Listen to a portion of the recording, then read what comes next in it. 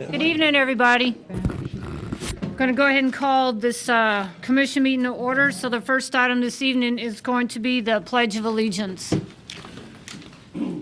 pledge allegiance to the flag of the United States of America and to the republic for which it stands, one nation, under God, indivisible, with liberty and justice for all.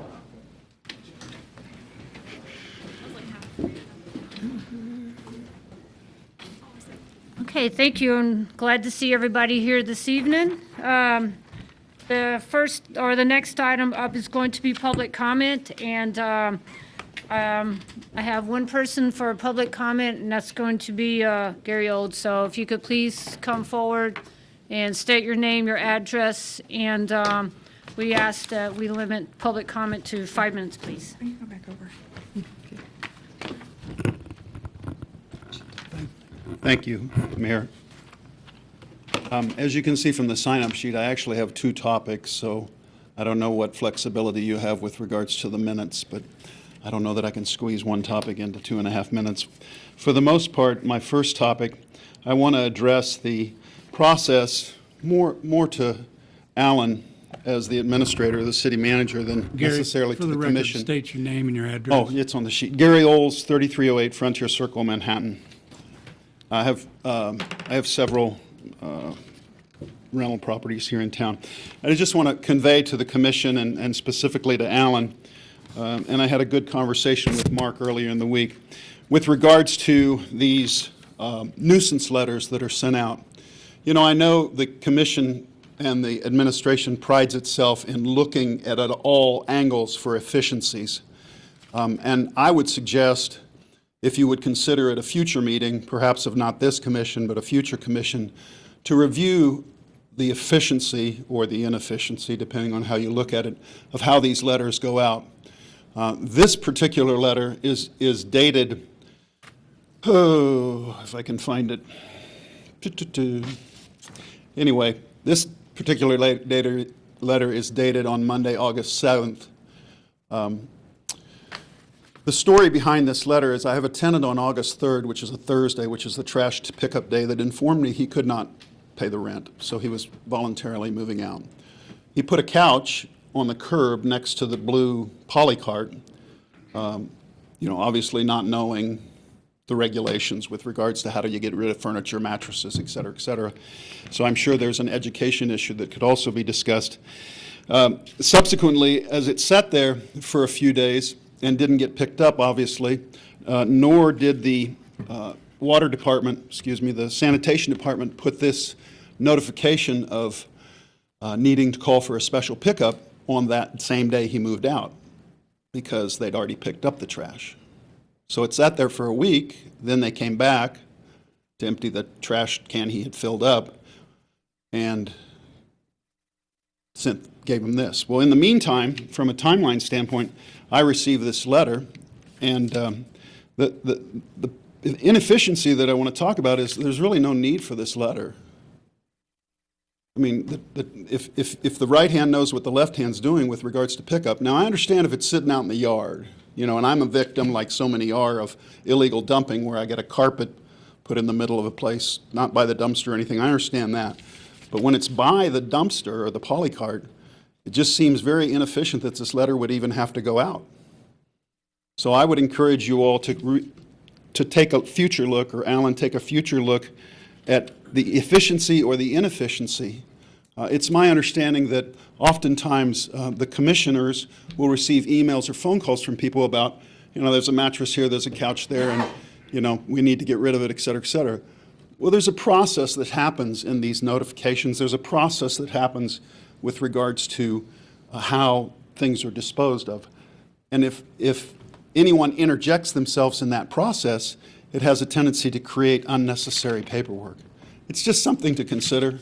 I'm sure your emails or your phones ring off the wall occasionally, depending on the topic, with regard to somebody wants action and they want it now from you all.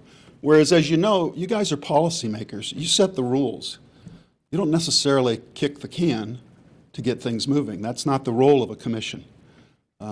It's easy to do because you're elected officials, and if you don't do something, then you lose a vote or 100 votes, or whatever the case may be. Is my time up? I will forego my other topic until a latter commission meeting. Mr. And don't Olds, worry, this isn't Olds, can I see what you're, roadkill. no, I want to see what you got there paperwork-wise, so I know what you're talking You never about. really said what's in the paper. Oh, it's the couch. It's the notification of the couch. It's the normal nuisance, Well, what the we'll market. look at it. You guys never gotten one of these? Yes. I was going to say. I wanted to know what you're talking about. It's got letterhead on it, and I have no idea what else it says. It's the nuisance, so It's a Right. nuisance blight notice. It's what we are legally required to give. Sanitation department sends out. Okay. And they do send a copy to the tenant. Of course, in this case, the tenant's long gone. It's in the mailbox. So at least that part of the process works, and you know that they both got a copy. Thank you for your time, and look forward to the latter topic with regards to the sign ordinance, because we have some comments as the Landlords Association about that as well. Thank you. All right, thank you. Can you pass those? Okay, the next item this evening is going to be the consent agenda. Madam Mayor, as you know, I sent a letter to you commissioners and this commission this morning. A couple items I'd like to see changed under E. It wasn't put on here because we got around the office, but I would like to add on there an abatement or a assessment for a blight. It'd be a demolition of a house or building at 1032 South Washington in the amount of $12,572.16. I'm also recommending the removal on, I believe it was page 98, of the structure, page 109, page 109, at 518 West 3rd Street in the amount of $3,688.18. That one was tore down 2 years ago. The one at that time, of course, then the property changed hands, and then they built a house there. It changed hands again a year ago. We didn't get a bill till June of this year. The lady got a bill. If we send it to her, it'll hit her escrow account and it'll wreck her. I mean, because she'd have to owe basically $3,600 all at once. Should it be caught up in the with the title insurance? Perhaps. Could she bill the previous property owners? Perhaps, but she's still going to be out of $3,600. So yeah, I think you have two choices. You have two choices. One, of course, is well, we can keep it on there, but I'd recommend against that. But one would be to go ahead and to just not put it on the taxes, but still try to collect it from her. The other one is to waive it in its entirety. Can we just remove it from the consent agenda and discuss it? We have to hold that out of the consent agenda part. We can discuss it under new business then too, or you can discuss it now, because if you approve the consent agenda, you're going to approve what's printed. So we have Yeah, to you can exempt pull those two pieces You can out. pull it out of the consent agenda, the whole item, Yeah, and discuss it later. yeah. So service was provided 2 years ago? The house was, Yeah, we didn't receive a bill until no, this now. we didn't bill it for 2 years. We didn't bill the property owner for 2 years. Correct. We've already paid the contractor. Yeah, we paid the contractor 25 months ago.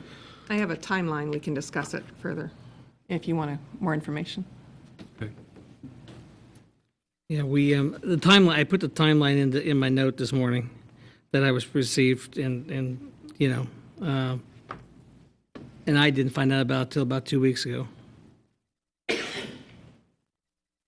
When she called in, I mean, the invoice for the demolition was received in May of 15. We billed it in June of 17. And we expect the new owner to pay for the demolition of the old owner? Is that what Well, I'm it's hearing? actually an owner before that. Now, you need to understand how the law works on this, okay? Yeah, please explain it clearly. And 25 months later. On blights or assessments of any kind, goes, of blights and demolitions go with the property, okay? And this has been discussed and rediscussed in the 6 years I've been here repeatedly, okay? We have, on a regular basis, where a blight or an assessment goes to a property onto a house via the tax roll, or we have a billing that's sitting that doesn't get paid for an entire year, say we had the blight or the demolition in September of the year, and we send in the blights in August of every year. So that one that was done in September doesn't get put onto the tax rolls till the following year. In the meantime, somebody buys the house in, say, February of the next year. So the city has this bill sitting in the hopper to go to the tax rolls for the next year, okay? And Katie has ruled multiple times, and we have upheld it multiple times, that if the new owner buys it and there's assessment that's sitting at City Hall ready to be billed, but it doesn't get on the tax rolls that first year, but gets on the rolls the second year, that the new owner is responsible for that bill. And here's why. The title companies are supposed to call over to City Hall, not call, but do an information request to see if there is an outstanding bill that is sitting waiting to go onto the tax rolls. Heartland Tile does it all the time. JCAT does not. Okay? Once it sits there, it's their responsibility to do the research to see if there's a bill sitting there. If the bill is sitting there, we would inform them of that bill, and then they'll put it on the title insurance. Okay? Several years ago, one of the title companies got upset because they said that they called, and our staff said no, they didn't. So we told them every request had to be in writing, just as what we're supposed to do anyway by law. Any information request is supposed to be in writing. Since that change in policy was 3 years ago, JCAT has submitted 0 requests. Heartland has submitted many requests. So what happened here, I will agree that the city should have invoiced this or should have gone to the tax rolls in 2016, and it should have been invoiced originally too. But basically the timeline is the request for the public hearing for the demolition was July of 2014. In August of 2014, there was a public hearing held. In August of 2014, a certified letter was sent to the property owner to demolish the house. In February of 2015, the notice of demolition action was advertised in the newspaper, and that's a key point. In February of 2015, in March 3rd of Building and Codes requested an awarded bid of demolition for $3,375. The house was demolished in April. In May, the invoice was received. In June, the commission paid the invoice, and at that time, we probably should have billed it, and that billing would have gone out the first part of July. And the policy has been that we set up years ago was that we would give 90 days to pay, okay? And that would have meant that the bill would not have been delinquent until September of 2015. Well, we normally do either in late July or early August, we usually do the assessments to the tax rolls then. So it would have been too late to put it on the 2015 tax rolls. So it would have been held for the 2016 tax rolls, okay? Since then, in July of 2015, and we lost the city engineer who was the head of that department. In November 1st of 2015, the assistant engineer quit, and January 3rd, the department secretary, one of the 2 department heads, there was no replacement for any of those staff. So the staff was in total disarray. They were reassigning things, we were trying to figure out who was going to do what, and yes, we didn't bill. The notice to the original property owner was sent certified mail. It came back with no forwarding address. So there was nowhere to bill it to. We had no address to send a bill to. And she was indigent. So she wouldn't have paid it anyway. So then the property was purchased by a developer in town, and he built a new house on it. So title insurance should have caught it then. Then they in turn sold it to another property owner, to somebody who bought the house after it was built.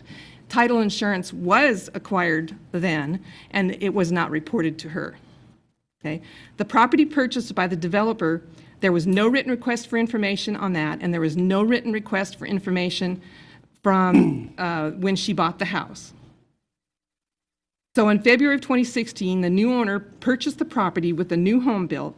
The amount due stayed with the property, therefore the new owner would be responsible for the bill because she bought the house in February 2016, yet not assessed yet to the tax roll. So and it stays with the property until we assess it. And if the title company had done it properly, they would have inquired with the city, and they would have known that it was sitting there, waiting to be paid. And it is assessed on the property, not the owner.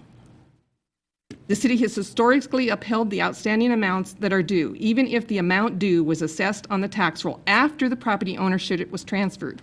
This has occurred at least a dozen times in the last 6 years since I've been here, and we've made no exception for the new property owner to pay the bill. Question. You said there was a person before the current person that owns the property now, the house. The persons before this property owner, When we sent the invoice, when the final invoice we had 6 demolitions that hadn't been billed, and we could assess them to the property, but we went ahead and billed them, and 3 of those 6 have changed ownership. No. I believe. No, of the 5 I have, only 5. one has. 5. Only Okay. one has. I thought she told me 3 had changed ownership since the original. Of these 5 that were just built in June that I feel this. Okay, we're she told delinquent me on, that was 3. But only one changed on- hands. That's why I'm. So we've separating them out. never waived these before. And we've had people very angry in our office, and it has been consistent with the city attorney. She said, no, they are responsible for the bill, they have to pay it. It doesn't matter if if their legal ramifications is to go back to the title company that didn't title it properly. So when she came and visited with me, she talked to him over the phone, to Ellen over the phone, and when she came downstairs, was talking to Mark and I, all she was interested in was getting a copy of the affidavit of publication that where we had published it in the newspaper. And I said, sure, we can give you a copy of that, and we did. She goes, because her attorney told her that because it was noticed in the paper, public notice was given to everybody in the world to know that house was going to be demolished by the city. So even if the title company because what the title company has been doing is making the person buying the title insurance to sign off a little paragraph that says any miscellaneous or random invoices that are outstanding won't be their responsibility. She said even if she initialized that and signed it, that because public notice was given that the city was demolishing this home, that would, in her mind, make the JCAT, as the title holder, the person's responsible for not notifying her that this was this outstanding bill.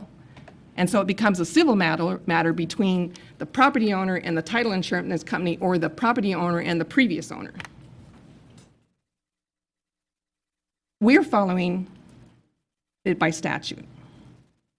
This one's a bit different though than, normally we have these on blights, and they'll happen on tax sale properties. This is a lot different deal. I did talk to Katie on this one here, and like me, the 25 months, because does that make 36 months okay? Does it make 40 months, 8 months okay? I feel that we didn't bill it, and that to stick it on this young lady would not be fair to her, and she's going to have to get hit too. She'll have to accrue legal costs to get an attorney that she may or may not be successful on. I don't know that. But didn't you tell me that Katie also said that there's no legal requirement to even bill them at all? I thought you said that. No, we have to bill them. But it doesn't, but I mean, as far as there's timeliness, there's no legal requirement of when to bill. Yeah, but when does it become wrong? Is 25 months too long? Is 36 months too long? Is this too long? But this action wouldn't have changed the outcome had we billed the original owner. But it had been passed on. So why should the taxpayers have to pay? It'd been passed on through the realtors though, because Should still be done in a timely manner regardless. I mean, if the hospital doesn't, charge you for a procedure that was done 3 years ago and they just give it to you now, the insurance company's not going to pay for it. Does that mean I get a refund for the one that they took so long to bill me for? Hey, get on my field, but I know it's happened. I mean, it's happened to me too, Yeah, so. but the answer to that is usually no. You have up to 3 years to collect by law. Still, good luck. The experience that I've had with holding a lien on a property through another business, when somebody owes a bill and they've moved or the house gets demolished or whatever, I've always gone to the title company and for $10 did a lien.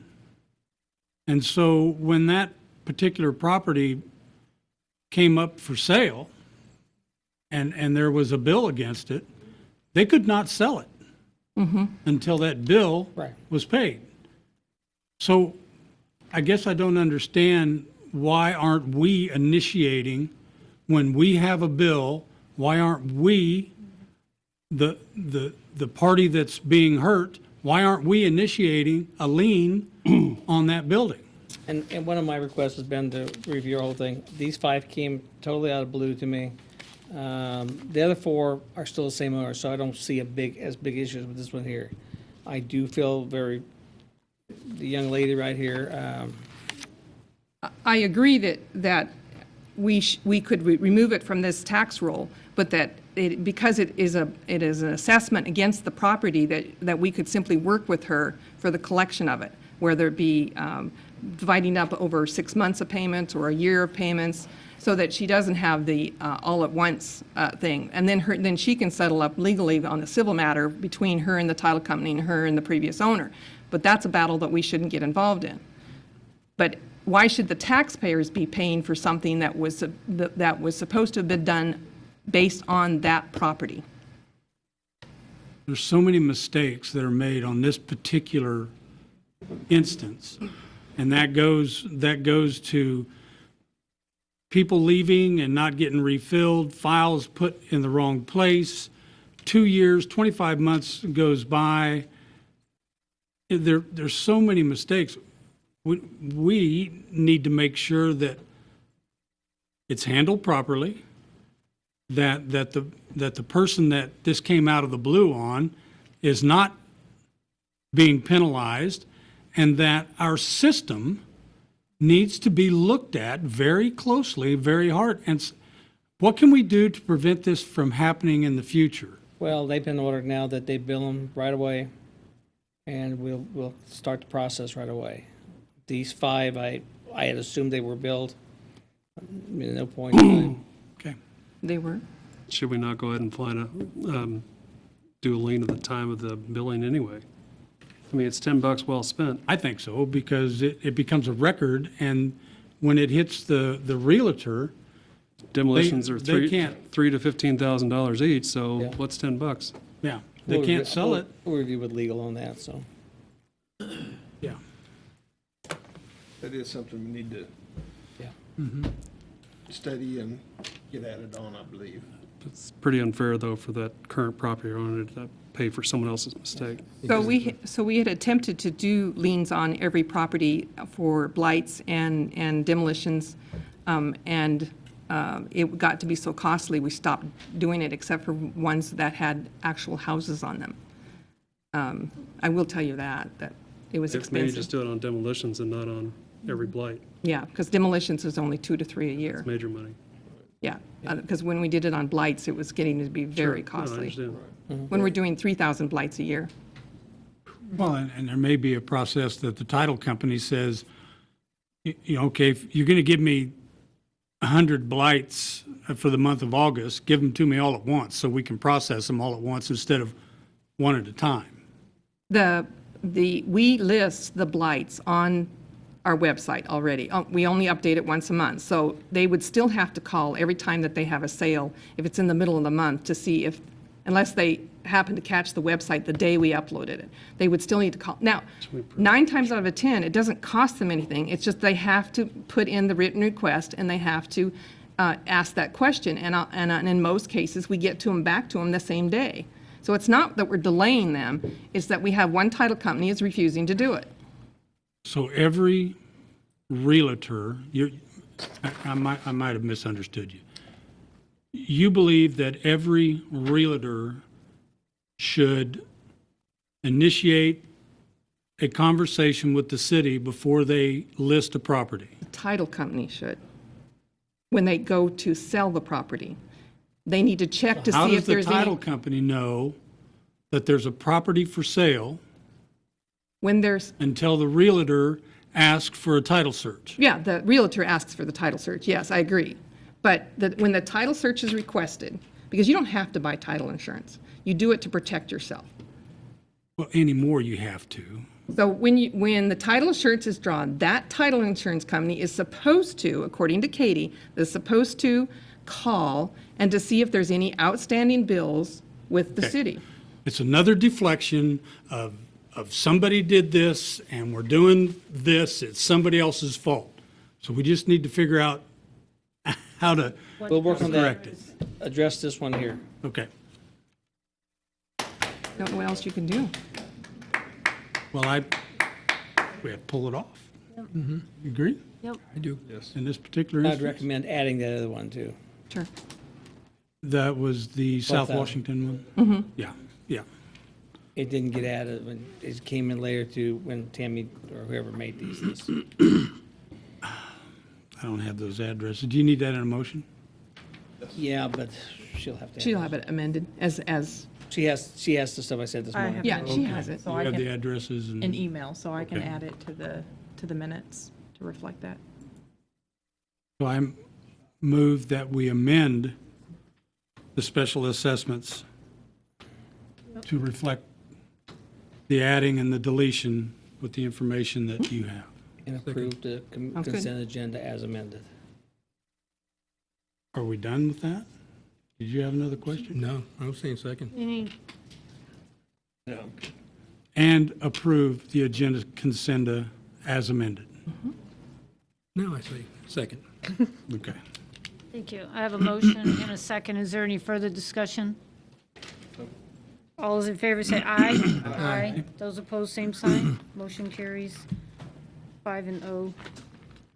Okay, next item this evening is going to be a public hearing for the proposed 2018, pardon? We still need to Oh. accept the consent agenda. That's what we just did, was a consent agenda. No, we removed item E from the consent. Did No. you? No? And No, approve the and approve the consent consent agenda as agenda. amended. Yeah. Okay. You second, do you still have something else? No, I thought we were just pulling item E and then approving the consent agenda, so we did two in one. Yep. They did. Pardon me, Madam Mayor? Are you cool? No, I just wasn't listening. Okay. All right, back at it. So the next item this evening is going to be the public hearing for the proposed 2018 budget. So we'll go ahead and open up the hearing. Any comments, Ms. Beatty? None. The budget that's printed has been discussed many, many times. The mill levy has remained the same. As you know, the valuation went down $3 million or 2.5%, whatever it was. We held it in good place, staff did a good job. Now, always realize if the taxes are done properly this fall, the mill levy that's in the paper or that's on your tax statement may or may not be the same. If the valuation on November 1 is higher than, the mill levy is lower. If the valuation is lower than, the mill levy should be higher than, according to state statute, if done correctly. Do you have to open that public? I did. I opened up the hearing. I did that. So, commissioners, anybody got any comment on the budget? Ask the public if they want to comment. Does anybody in the public want to comment on the budget?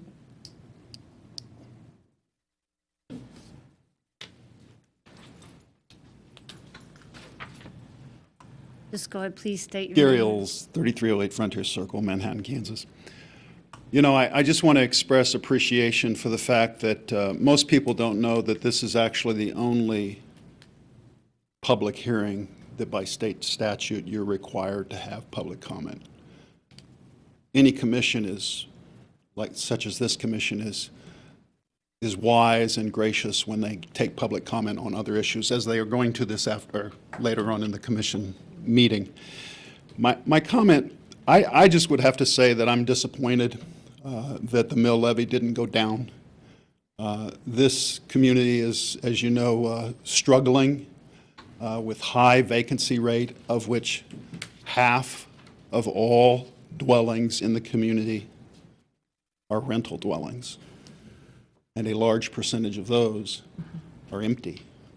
I realize there are expenses, fixed expenses that keep going, but I just want to express on behalf of those who aren't here, because oftentimes very few people will step up to the microphone, and express disappointment with regards to the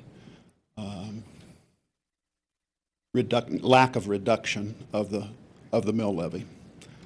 I suppose it's honorable that you kept it flat, but thank you. Thank you. Any other public comments? Well, I'll just reiterate what I said at the last two meetings that we've talked about the budget. I think that the staff, city manager, financial manager, and the department heads did a fantastic job with the budget this year, and I think the commissioners would agree, and we appreciate the hard work, and everything that was done with the citizen in mind. And if there's no more public comments or commissioners, please. I just had a brief comment. I too appreciate the work that was done, and there were cuts. If there had not been those cuts, the mill levy would have went up.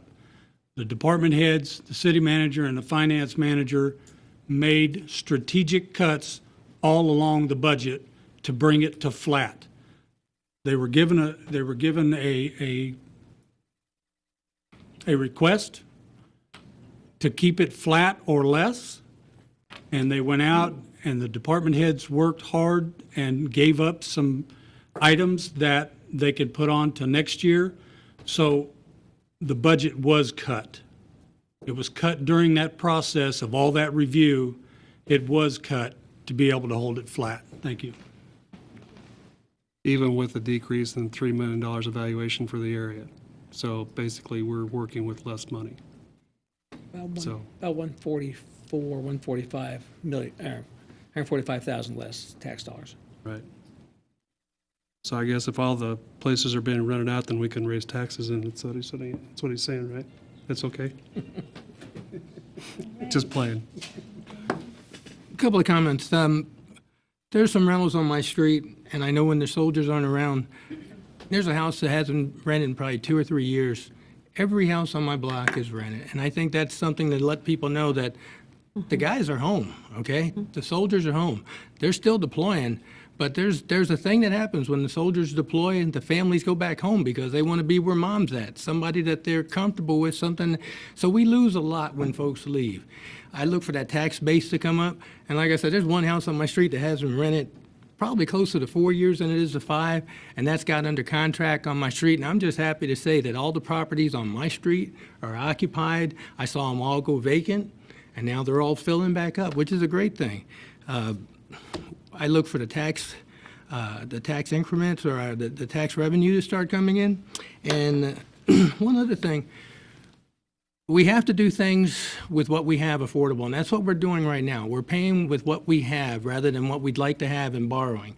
The city isn't borrowing like we used to have streets done. If you look back a couple of years ago, we were borrowing once and twice a year to get our streets done. We're getting our streets done with money that's readily available to us. We're trying to do as little as possible to tax or borrow from someone, but the things that we're doing now is smart, financially smart. Our financial advisors, our city staff are doing great things with what we have available.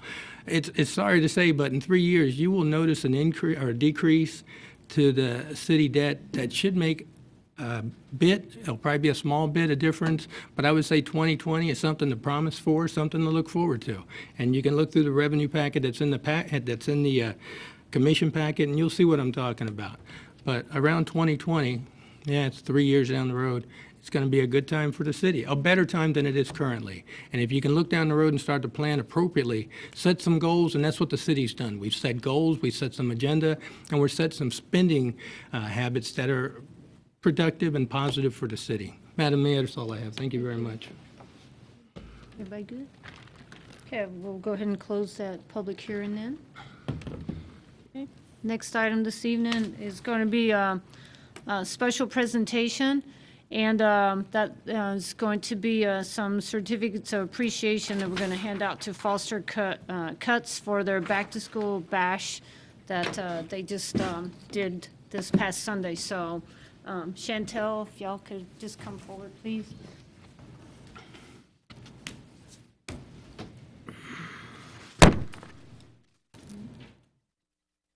Okay, so this is the second year that I know that I am aware of, and they may be able to say they've done it a lot more years, and they probably have, but this is the second year since I've been on commission that Foster Cuts has taken the time and effort to help take care of the children in our community.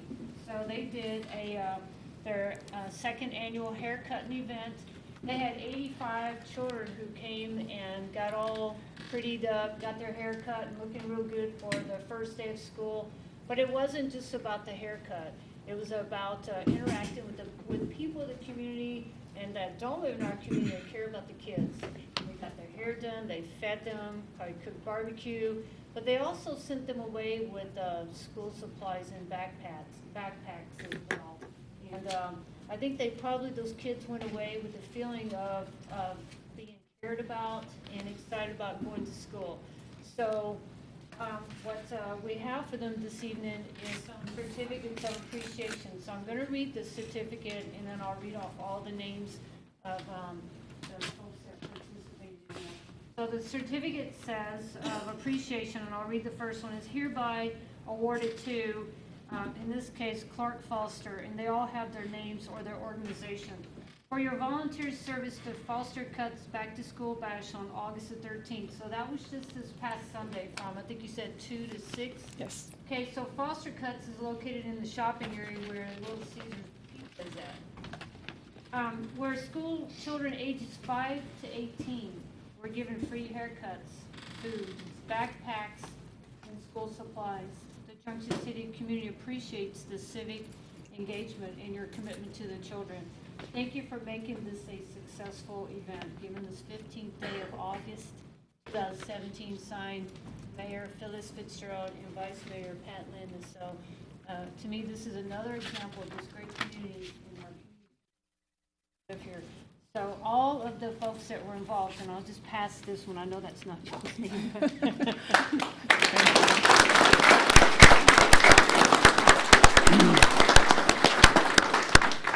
get the one with your name on it, so that's okay. Okay, so I'm going to read the list of all the folks that were instrumental in this great event. So Clark Foster, Alpha Kappa Alpha Sorority Incorporated, Anthony Brown, Artemis Lewis, CJD Consultant Solutions LLC, Dr. Crystal Davis, Debbie Greenfield, Donald Vladimir, Jared Smith, Jordan Smith, Kendrick Ferguson, LaDonna Smith, Lorian Breckenridge, Lorene Hammond, Margaret Kilpatrick, Markia Davis, New Directions, Randy Lewis, Rena Neal, Roger Hammond, Sasha White from Frito-Lay, Chantel Means, Symphony Gidden, Sylvia Brown, Thomas Elam, and Ward Chapel AME Church. So I think that they all deserve another round of applause for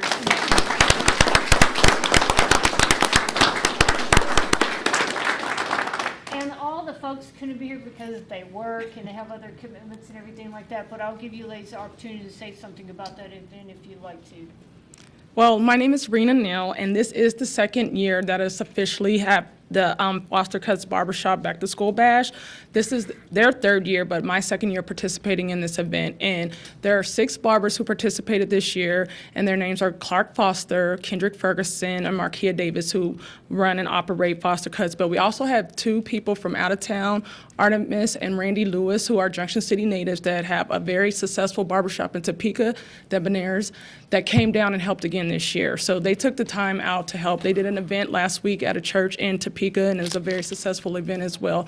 And then they partnered with another barber here in town, Anthony Brown, who's on South Washington, who came in and helped. And so it was about building community and uplifting the kids as they return to school. And we wanted to make sure that they had a fresh start and were confident to go back to school. So that was the purpose of the event.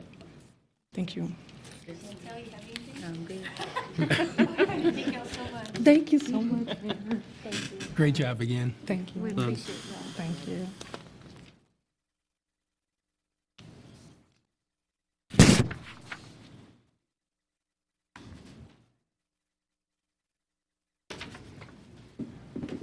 Okay, thank you so much.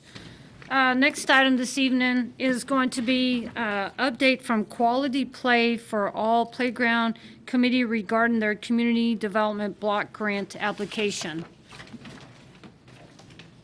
We do this next. Did I? You're Did I fine, miss you're something? fine. No, you're good. So, Ms. Joy Davis. Good evening. Good evening. It's nice to be back again. Some of the committee is here tonight, and I just want to call them out. Mary Kay Stoffer and Angie Greenwood. And then we have a new committee member, Kendall Schoenrock, who's with us tonight. Teresa, who's usually here, was unable to join us tonight, but she's thinking about us, I know. So, anyway, just to remind you of what our mission, our vision, what we hope to develop is a park that will be similar to this one at 5th Street. We've showed you this poster before, but I just wanted to remind you all and the people in the audience that this is what we're working toward. This is what we hope will one day, in maybe 2018, you'll start to see some development at the park that will, once finished, will look like this, or something like this. This is just a dream. So I'll lay this out here. We have kind of two little wrinkles to get through tonight, I guess, would be the way to put them. First of all, I want to give you an update on what we've been doing this summer. We've been working really hard on this survey that we have to do to qualify for the community block grant.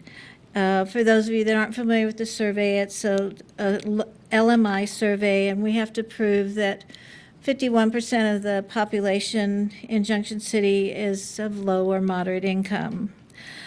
We started out by mailing over 300 surveys back, several weeks ago, and we got about 1/3 of them back.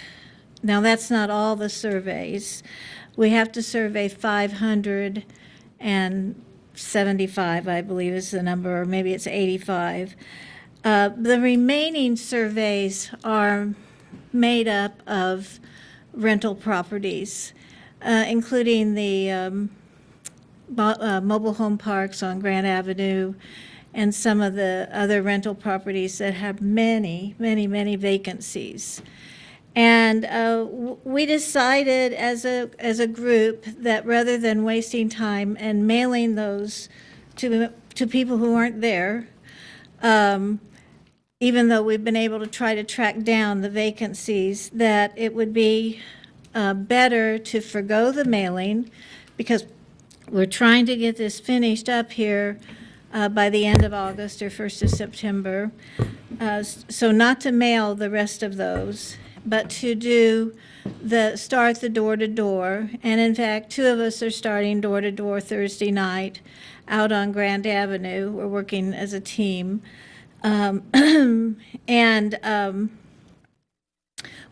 To do the door-to-door without mailing, without a number 1 mailing, we have to make 3 attempts. So if we go to the house and it's vacant, then we just move on to the next house or the next lot or whatever it happens to be. But if we go to the house and nobody's home, then we have to go back 1 more time and 2 more times before we can move on. So it's a lot of record keeping and a lot of returning, but we still think that will get us the 200 surveys that we're missing. Well, there's more than 200 that we're missing, but we think that we'll be able to get the ones that we're missing back within the next 2 to 3 weeks. We have 6 teams, each with 5 volunteers on them, so everyone's going to go to about 12 to 14 homes probably. And we have people that I think are dedicated to do this, and will help us accomplish this goal. But in order for us to forego the mailing, we have to have some kind of approval from you, the city commissioners, to just skip that step. And it can be in a motion or just a consensus. So I don't know exactly what we should do with that. I would recommend the city commission just do a motion to waive the mailing requirements for the CBG survey. So moved. Second, over there. I have a motion and a second. Sorry. Further discussion? None here. All those in favor say aye. Aye. Those opposed, same side. Okay, took care of the. Okay, thank you. All right, now we'll move on to step 2. In order for us to qualify for this grant, it's a matching grant, and we are going after $400,000. And so the conditions for the grant is that the committee and the city, both the committee and the city, have to have some part of the match for this grant. And we're applying for a $200,000 grant, so our part of the grant to match is $200,000. Quality Play for All, our committee, has secured our $150,000 as far as our share of the grant. Tonight, I'm here to get some kind of formal letter of commitment from the city that they can come up with their matching funds, which would be $50,000. The amount we have to have match is $200,000. The committee has the $150,000 secured. We need a letter of commitment from the city that they will be able to provide the other $50,000. If we could do it any other way, we would, but it is a requirement of the grant that the city provides that amount of funding. So, once again, I don't know how else to explain it any better. I'd be happy to answer any questions, but it's just part of the grant application. Mayor and Commissioners, Shirley talked about this afternoon. If the grant's awarded, we do have some funds that we budgeted for capital outlay. We threw in that parking lot, remember that. So, I think this is a great project. If the city can get a brand quality playground like that for $50,000 across the board, I think it's a good bargain for them. It's workable, we can do it. Is there any in-kind analysis done from what the city has done or what the city could do? No, you're going to have to cash it. If you're going to be successful in a grant application, we're going to, they hit it spot on. You're not going to, 50-50. What they've done is a year ago, there was a special round for playgrounds, pools, and stuff like that. It's now all pushed back into what we call the CI, or the community improvement again. So we're going to be up against streets. We're going to be up against fire departments, First Vice Mayor Alexander, Mary Kay. No, sewer's going to be over here yet. No, they'll be in there too. They got sewers back in? They brought them back in? Oh, no. Okay. We have a lot more competition. Yeah. There's a lot more competition Okay. this year. Okay. So that they will rate them by a priority system, and the infrastructure will get more points. Infrastructure projects. Oh. Is that 400, is that installed? They do all the groundwork, they do everything? Well, we can't really have that nailed down. We have talked to various companies and have recommendations on equipment and cost, but that is something that we have to put out for bid when the time comes. We have some So- very capable people in our Public Works Department that could probably, you might want to talk to them first. Well, Once you have the plans.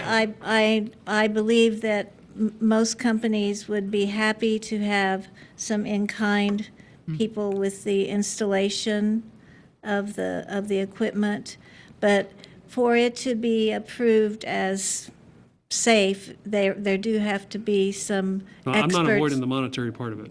I just didn't know if that 400 took care of everything or not. Yes, Okay. yes. Okay. Well, and there'll be, and once we get into it, if there's community involvement that can be added, that also means that if you can come in less and they have the 200,000 grant, because if they get the 200,000 grant, it's going to 50-50. So if they only spend 350, they're only going to get 175. Okay, and I think you want to utilize it. So if there's some things that city, county, Right. Rotary Club or whatever wants to involve with, it would drive that down and maybe allow for some enhancements that they were going, like, when they were going through the process, they maybe went, oh, we just can't afford it, but I really would like to have it. And I think this could allow it, and the community will grow to it, because you're talking about, it'll be late next spring, it'll be mid-February, March, or whenever they announce the grants. Late So- January, yeah, late January, probably. okay. But then And so it's going to get pushed, by the time you get done, the money's not distributed until sometime in right, it'll, in if late you have it spring. done by this time next year, be happy. I don't think you can. I'll be surprised. Yeah. We do have, we have had an organization in town step up and say that they wanted to provide the new benches for the park.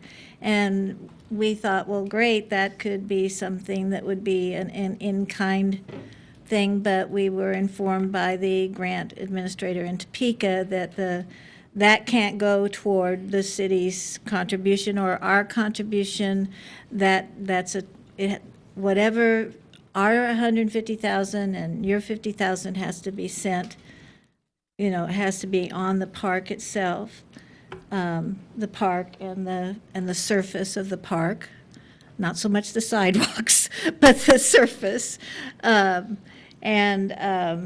In those kind of donations, they're just going to be extras. They're not going to help us with the grant. But that's a wonderful thing for this organization to do. The way the state looks at it is that the city has to have skin in the game with cash.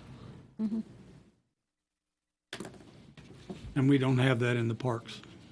Not in the parks budget, we'd have it in the capital outlay, Playing capital. capital improvement budget. Because we have other things to commit in parks to keep repairing the other ones, so. Right now, it just has to be a letter of commitment, because, of course, if we are unable or unsuccessful with the grant, then it just has to be a letter of commitment right now. I would recommend the commission authorize the mayor to sign a letter of commitment. I so move. Second. Okay, I have a motion and a second. Any further discussion from anyone? Nothing here. All those in favor say aye. Aye. Aye. Thank you. Oh, thank you very much. They'll be back September 19th. Yes. As part of the grant, they have to have a public hearing at that time. Go through, and we'll do a publication after the next meeting, so early part of September. And as silly as it sounds, you gotta allow, if anybody says, I think the money should not be used for a park, it should be used for this, people can have that right to say it, but you still have to have a public hearing. Grant application, November 1? Yes, and that's why, we're kind of hitting the pavement now rather than doing the mailing, because it's just, we feel like that's just going to take too long, so. They have to hit the 51% low and moderate income, since our 2010 census was lower than that. You have to then do the survey, and they've changed that a little bit. It used to be you have to survey the whole town. Now you do samplings, so. I almost think it might be better. It's just, I'm sure it wouldn't be, but it's really been a difficult, what you were talking about earlier with this house, I thought our thing was complicated, but that sounds more complicated, so, but I do appreciate your support and enthusiasm for this project, and we're going to work really hard to be successful, so. Thank you for all you're doing, every one of you. Yeah, I was like, thank you, and thank you all for your commitment and support to, maybe we'll be able to see that as a dream next year, so, thank you. That'd be wonderful. We will see it. Yes, Oh, we ma'am. will. That's right, positive. Next item this evening, under new business, is going to be the consideration of the proposed 2018 budget. Mayor Commissioners, at this point in time, you either can accept the budget as presented or make adjustments. Reductions only. Reductions only, correct? You can't increase it. You could only reduce it at this point in the junction. Unless you republish, let's don't go there. Yeah, yeah. I move to approve the 2018 budget as presented. Second. Okay, I have a motion and a second. Is there any further discussion? Nothing here. All those in favor say aye. Aye. Those opposed, same sign. Motion carries. Remind you, following the meeting, I need at least 3 signatures on the budget. So 2 of y'all have to stick around. Okay, thank you so much. Next item this evening is going to be the consideration to support the Juneteenth Community Association's Kansas Leadership Transformation Grant application. Commissioner Sands? With this, the Kansas Leadership Center is offering a grant. It's a leadership grant used specifically for leadership. And what the Juneteenth committee looked at is there's a 50,000, there's a 25,000, and we're applying for the 25,000. And it's for nonprofit organizations, nonprofit groups. As soon as I thought about it, I thought of Live Well Geary County, but we would need 40 members, 40 people who are interested in leadership. There's a couple little hurdles that we may have to get through. The grant requires us to come to Wichita. However, when I attended KLC, I attended here at K-State. So first, we have to get our grant through the door, and I think after we get our feet in the door, we ask them, instead of moving the mountain to Wichita, how about you come here? And we pay for your housing or whatever. But the housing's not included, the mileage isn't included, and the meals aren't included. What is included is 3 great leadership courses. There's 3 phases. They total about 5 days, and you have a year to cover them. So even if everyone couldn't go, one's 2.5 days, one's 1 day, and I think another's a day and a half. But it all totals up to 5, and you have 1 year to cover this leadership grant. I think it would help all the nonprofits if we each could send someone or someone's. But the base of the grant is based on the number of people we can get to come to the Leadership Center. I'm an alum of Kansas Leadership Center, and that met one of the requirements. No one else has to be. The other requirement is, can you attend school or attend leadership training in Wichita? And like I said, I don't see moving the mountain. Only thing they can do is say no if we don't ask. So I'll be sure to ask, but the first thing is we want to see if we can get the mayor's support and the city manager's support to support us applying for this grant. And we figure with those 2 positions and myself as supporting a letter, we should be able to get this grant. That's everything, Madam Mayor. Thank you. This is a good grant, and Live Well Geary County is applying for it also. Oh, okay. We've sent a couple of people down to take some of the courses. I'll move on. I would move to approve city support of the grant application. Second. I don't know if I can because I'll second that. because you're on it. I'm seconding it tonight. There was no conflict. I'm ready to go. No, There was no conflict. There was no no conflict. conflict, no. No personal conflict. So I have a motion and a second. Is there any further discussion? Nothing here. All those in favor say aye. Aye. Those opposed, same sign. Okay, thank you. Motion carries. Next item this evening is going to be the discussion and review regarding the regulations for signs posted near the city streets.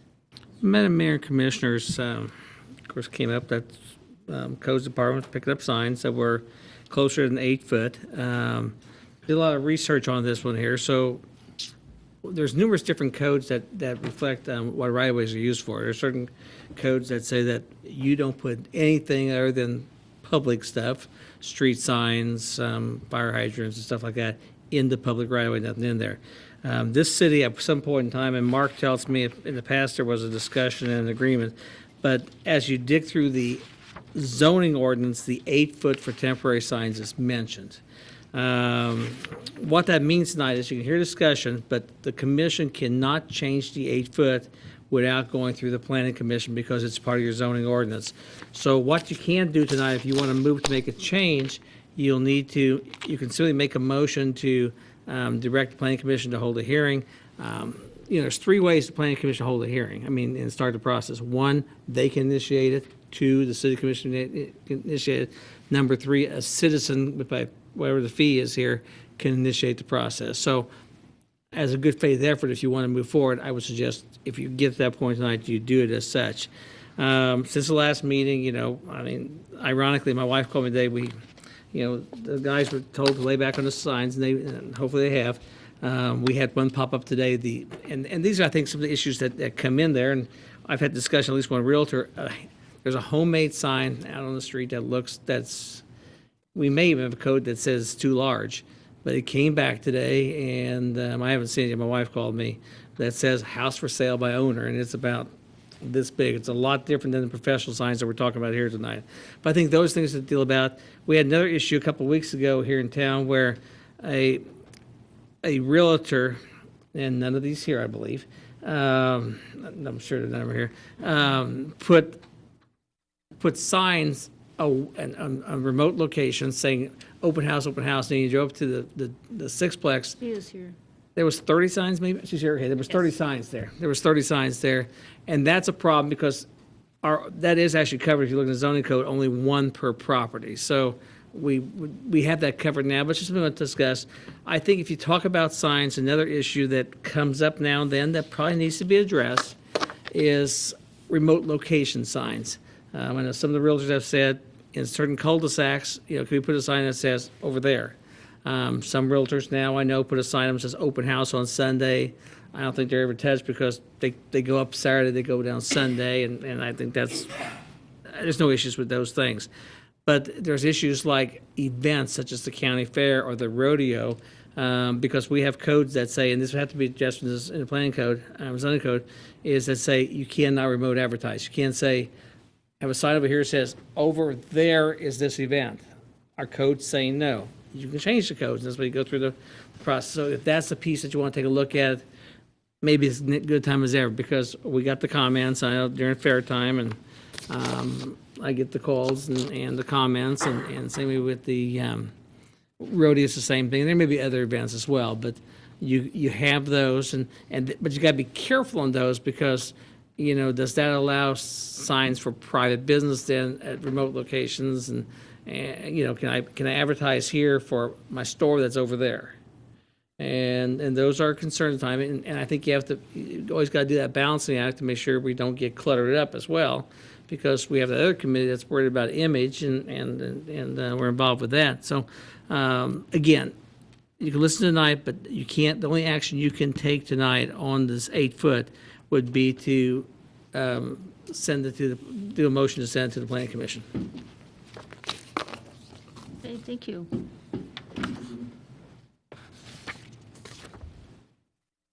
So I'll open it up to realtors. So if you come forward, just tell us your name and realty.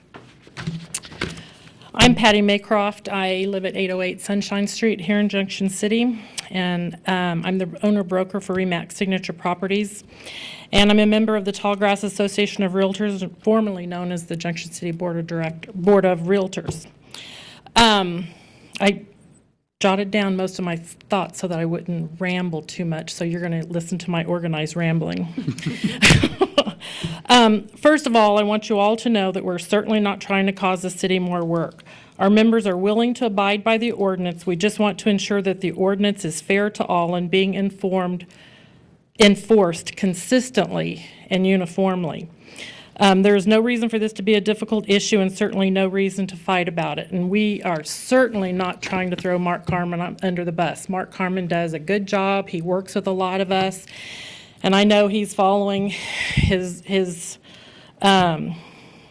rules and regulations, but we just think the rules and regulations probably need to be changed a little bit. Realtors work very hard not only to sell homes in this community, but to also sell this community. We hope that the city does appreciate the importance that every home sale has for Junction City and not further incur policies that unreasonably interfere with marketing properties. Junction City and Geary County benefit every time a home is sold. When a single family home is purchased by one family, there is usually an accompanying sale of their existing home. According to the National Association of Realtors' December 2016 Economic Impact of Real Estate Activity, every time a house is sold in Kansas, additional expenditures on the consumer items, such as furniture, appliances, remodeling, are $4,572.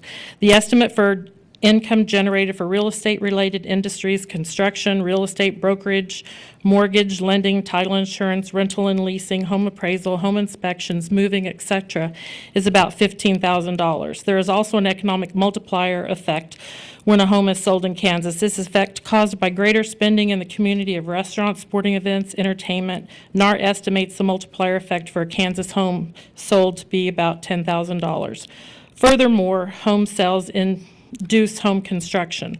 The total economic impact of a single home for sale in Kansas is estimated to be over $50,000 of income for the community. Therefore, everyone benefits when a property is marketed and sold without delay or interference. A sign being removed from a property is interference with the marketing of that property, which interferes with the property owner's property right to freely market his or her property. It also interferes with contracts, listing agreements in place between the property owner and his or her broker. Removal of a sign could also interfere with a pending sale that's under a contract situation, thus frustrating the sales contract.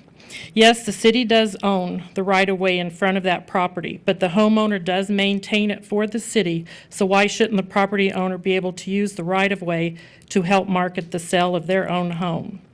About a month or so ago, there were between 40 and 50 real estate signs pulled out of yards by city employees and placed behind the municipal building. We were not notified that this had taken place until several of the firemen let us know, and then we all started receiving phone calls from property owners wanting to know why we had taken their for sale sign out of their yard. We immediately got in touch with Mr. Dinkle and a couple city commissioners. We met and immediately started dialogue of how we could work this out and even made suggestions, and we were told that they would work on it. The sign collection increased and continued until 2 weeks ago when Commissioner Landis asked for a moratorium until we could work through the issue. Many of the signs that were taken in the first large batch were in the proper place and taken anyway. They're not always getting them when they're just the 8 foot. I mean, sometimes they are beyond that and have been taken. The present sign ordinance, section 650-110, reads commercial design real estate for sale signs and open house signs and for rent signs are to be placed 8 feet from the curb or behind the sidewalk. That's a little bit confusing. What if the sidewalk is only 2 feet from the curb? Those have been taken and they could only be 6 feet, but if they're on the other side of the sidewalk, they're being taken. So there needs to be a clarification on that. There's no ordinance from what I have thoroughly read from front to back, the sign ordinance, and I can't see where there's any ordinance that states how far back a garage sale sign, motorcycles beware, now hiring, special pizza deal for the week, Blue Jays, budget blinds, going out of business. It doesn't state that those have to be 8 feet. So why should those be able to be closer by the ordinance and our real estate signs not? We realize that those signs also are important, but also our professional real estate signs are. We were told, when I specifically asked, what is the problem? Are people complaining about our real estate signs? What is the problem? And I was told that it's clutter. Well, I'm not real sure how our signs are clutter. There might be one sign in a 10-block area. Where the signs are usually in a yard, they're not hindering anybody's vision. If there's they're not hindering anybody's sign of vision when they're driving down the street unless they do look over at it. Also, you need to understand that there are realtors listing homes in Junction City that are not members of the Tallgrass Association of Realtors, and they are not aware of the sign ordinance. Many of the Manhattan realtors were concerned that their signs were being stolen when placed in Junction City. So that's what was going around in the Manhattan community was, don't put your for sale signs out, they get stolen in Junction City. They had no idea that they were being put in the back of the municipal building, and that was not for a very good image. Also, you know, when we discuss the issue about employees spending their time picking up the signs and costing the city money instead of them being able to work more on blight issues, which desperately need to be worked on. I was told that the city doesn't make a lot of money on those blight notices, you know, because they just get added on to the taxes and stuff like that. But if we can be let to sell these homes, you'll get those blight notices paid when we sell the property. A lot of our signs are missing. We don't know if they were just taken, and I never once, I don't know about anybody else, but I've never once in 10 years had a sign stolen where I never found it. But now we are missing signs. We don't know if they were picked up and just didn't get to the back of the municipal building. When we picked our signs up, they were damaged. A lot of them were bent, scratched, because I'm sure they're probably just, you know, thrown in the back of the pickup. Other violations such as blight notices and things like that those people are at least given a notice.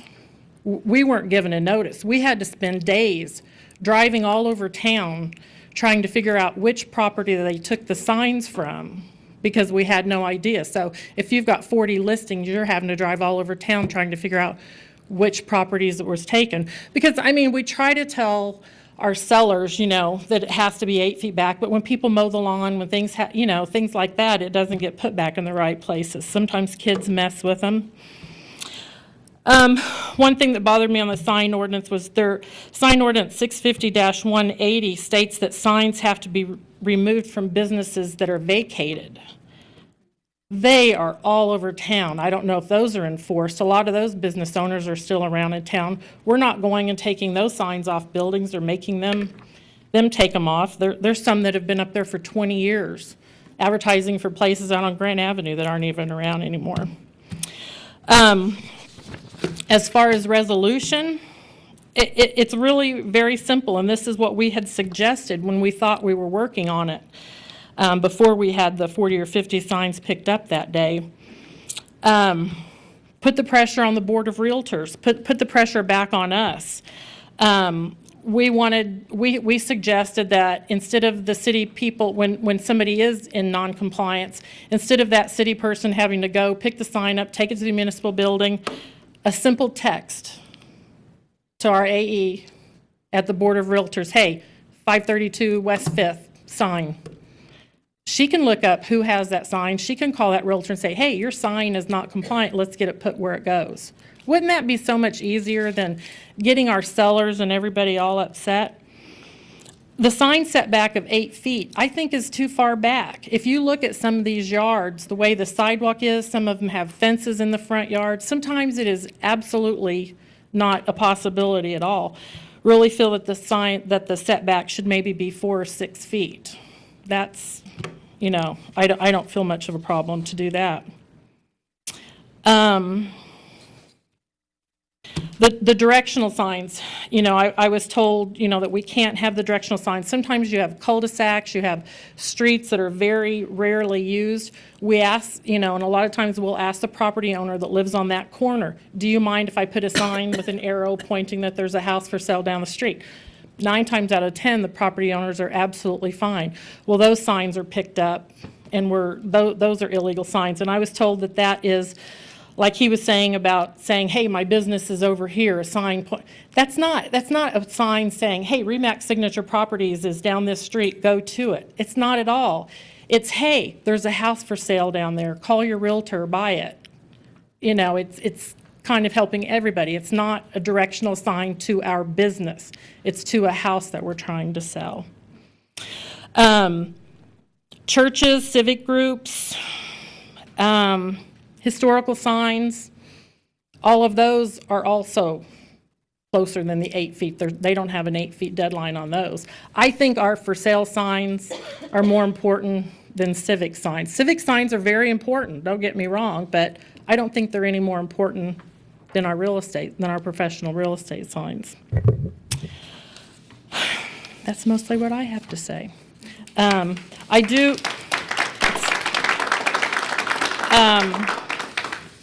also want to reiterate just a little bit on the beginning when we were talking about the blight issues. We would be very, very much for the city putting a lien against that property. I mean, that would be the way to go. Anyway, I'm sure that some of my realtors might have something else that I maybe missed or have some comments from you. Thank you very much. Thank you. You know, commission, I think, you know, unless someone wants to speak, I think that the hearing, you can give them a chance at a public hearing, because that's where it's going to have to go after this anyhow.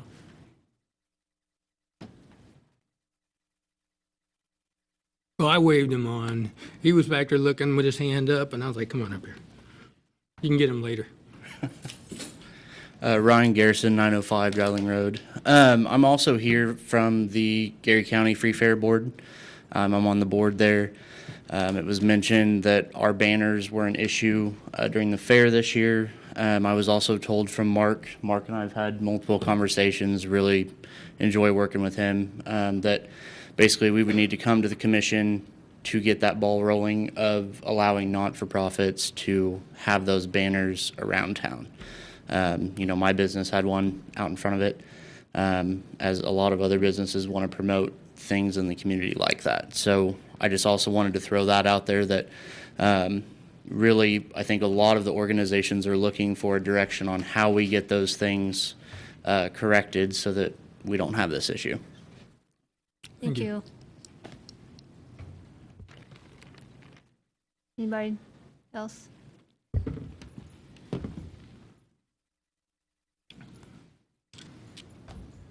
They say third time is a charm. Gary Olds, 3308 Frontier Circle. On behalf of the Gary County Landlords Association, of which I don't know that we have an equal number of signs out there, but it is a concern of ours in terms of the consistency of enforcement. I don't know the details as Patty does of the actual sign ordinance, but I do know there's a perception of inconsistency.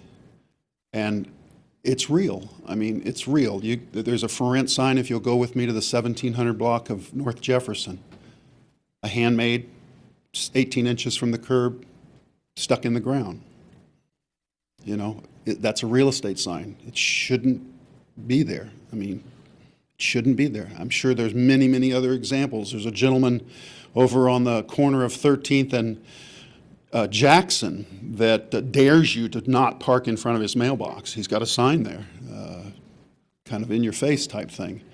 That probably shouldn't be there. I don't know about the motorcycle signs that are way, way inside the 8-foot mark. Obviously that's a public service type thing, but consistency is what I think that anyone in this organization and our organization would much desire. And there's a perception of inconsistency, and that's very damaging to the community and to the city. Thank you.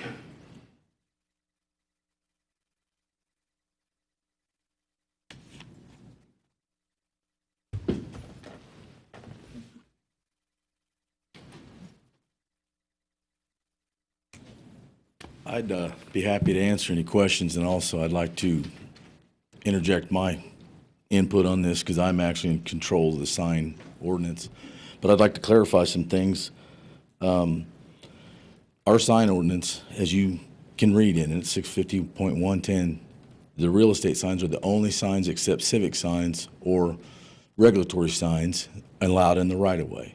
And that was done on a meeting with realtors about 15 years ago because they were required at that time to not have their signs in the right-of-way at all, just like the ordinance says. Well, we came to an agreement and thought it was better for everybody to include them, that we exempted them to be 8 feet from the back of the curb or the other side of the sidewalk. I didn't write the ordinance. I didn't have anything to do with it then.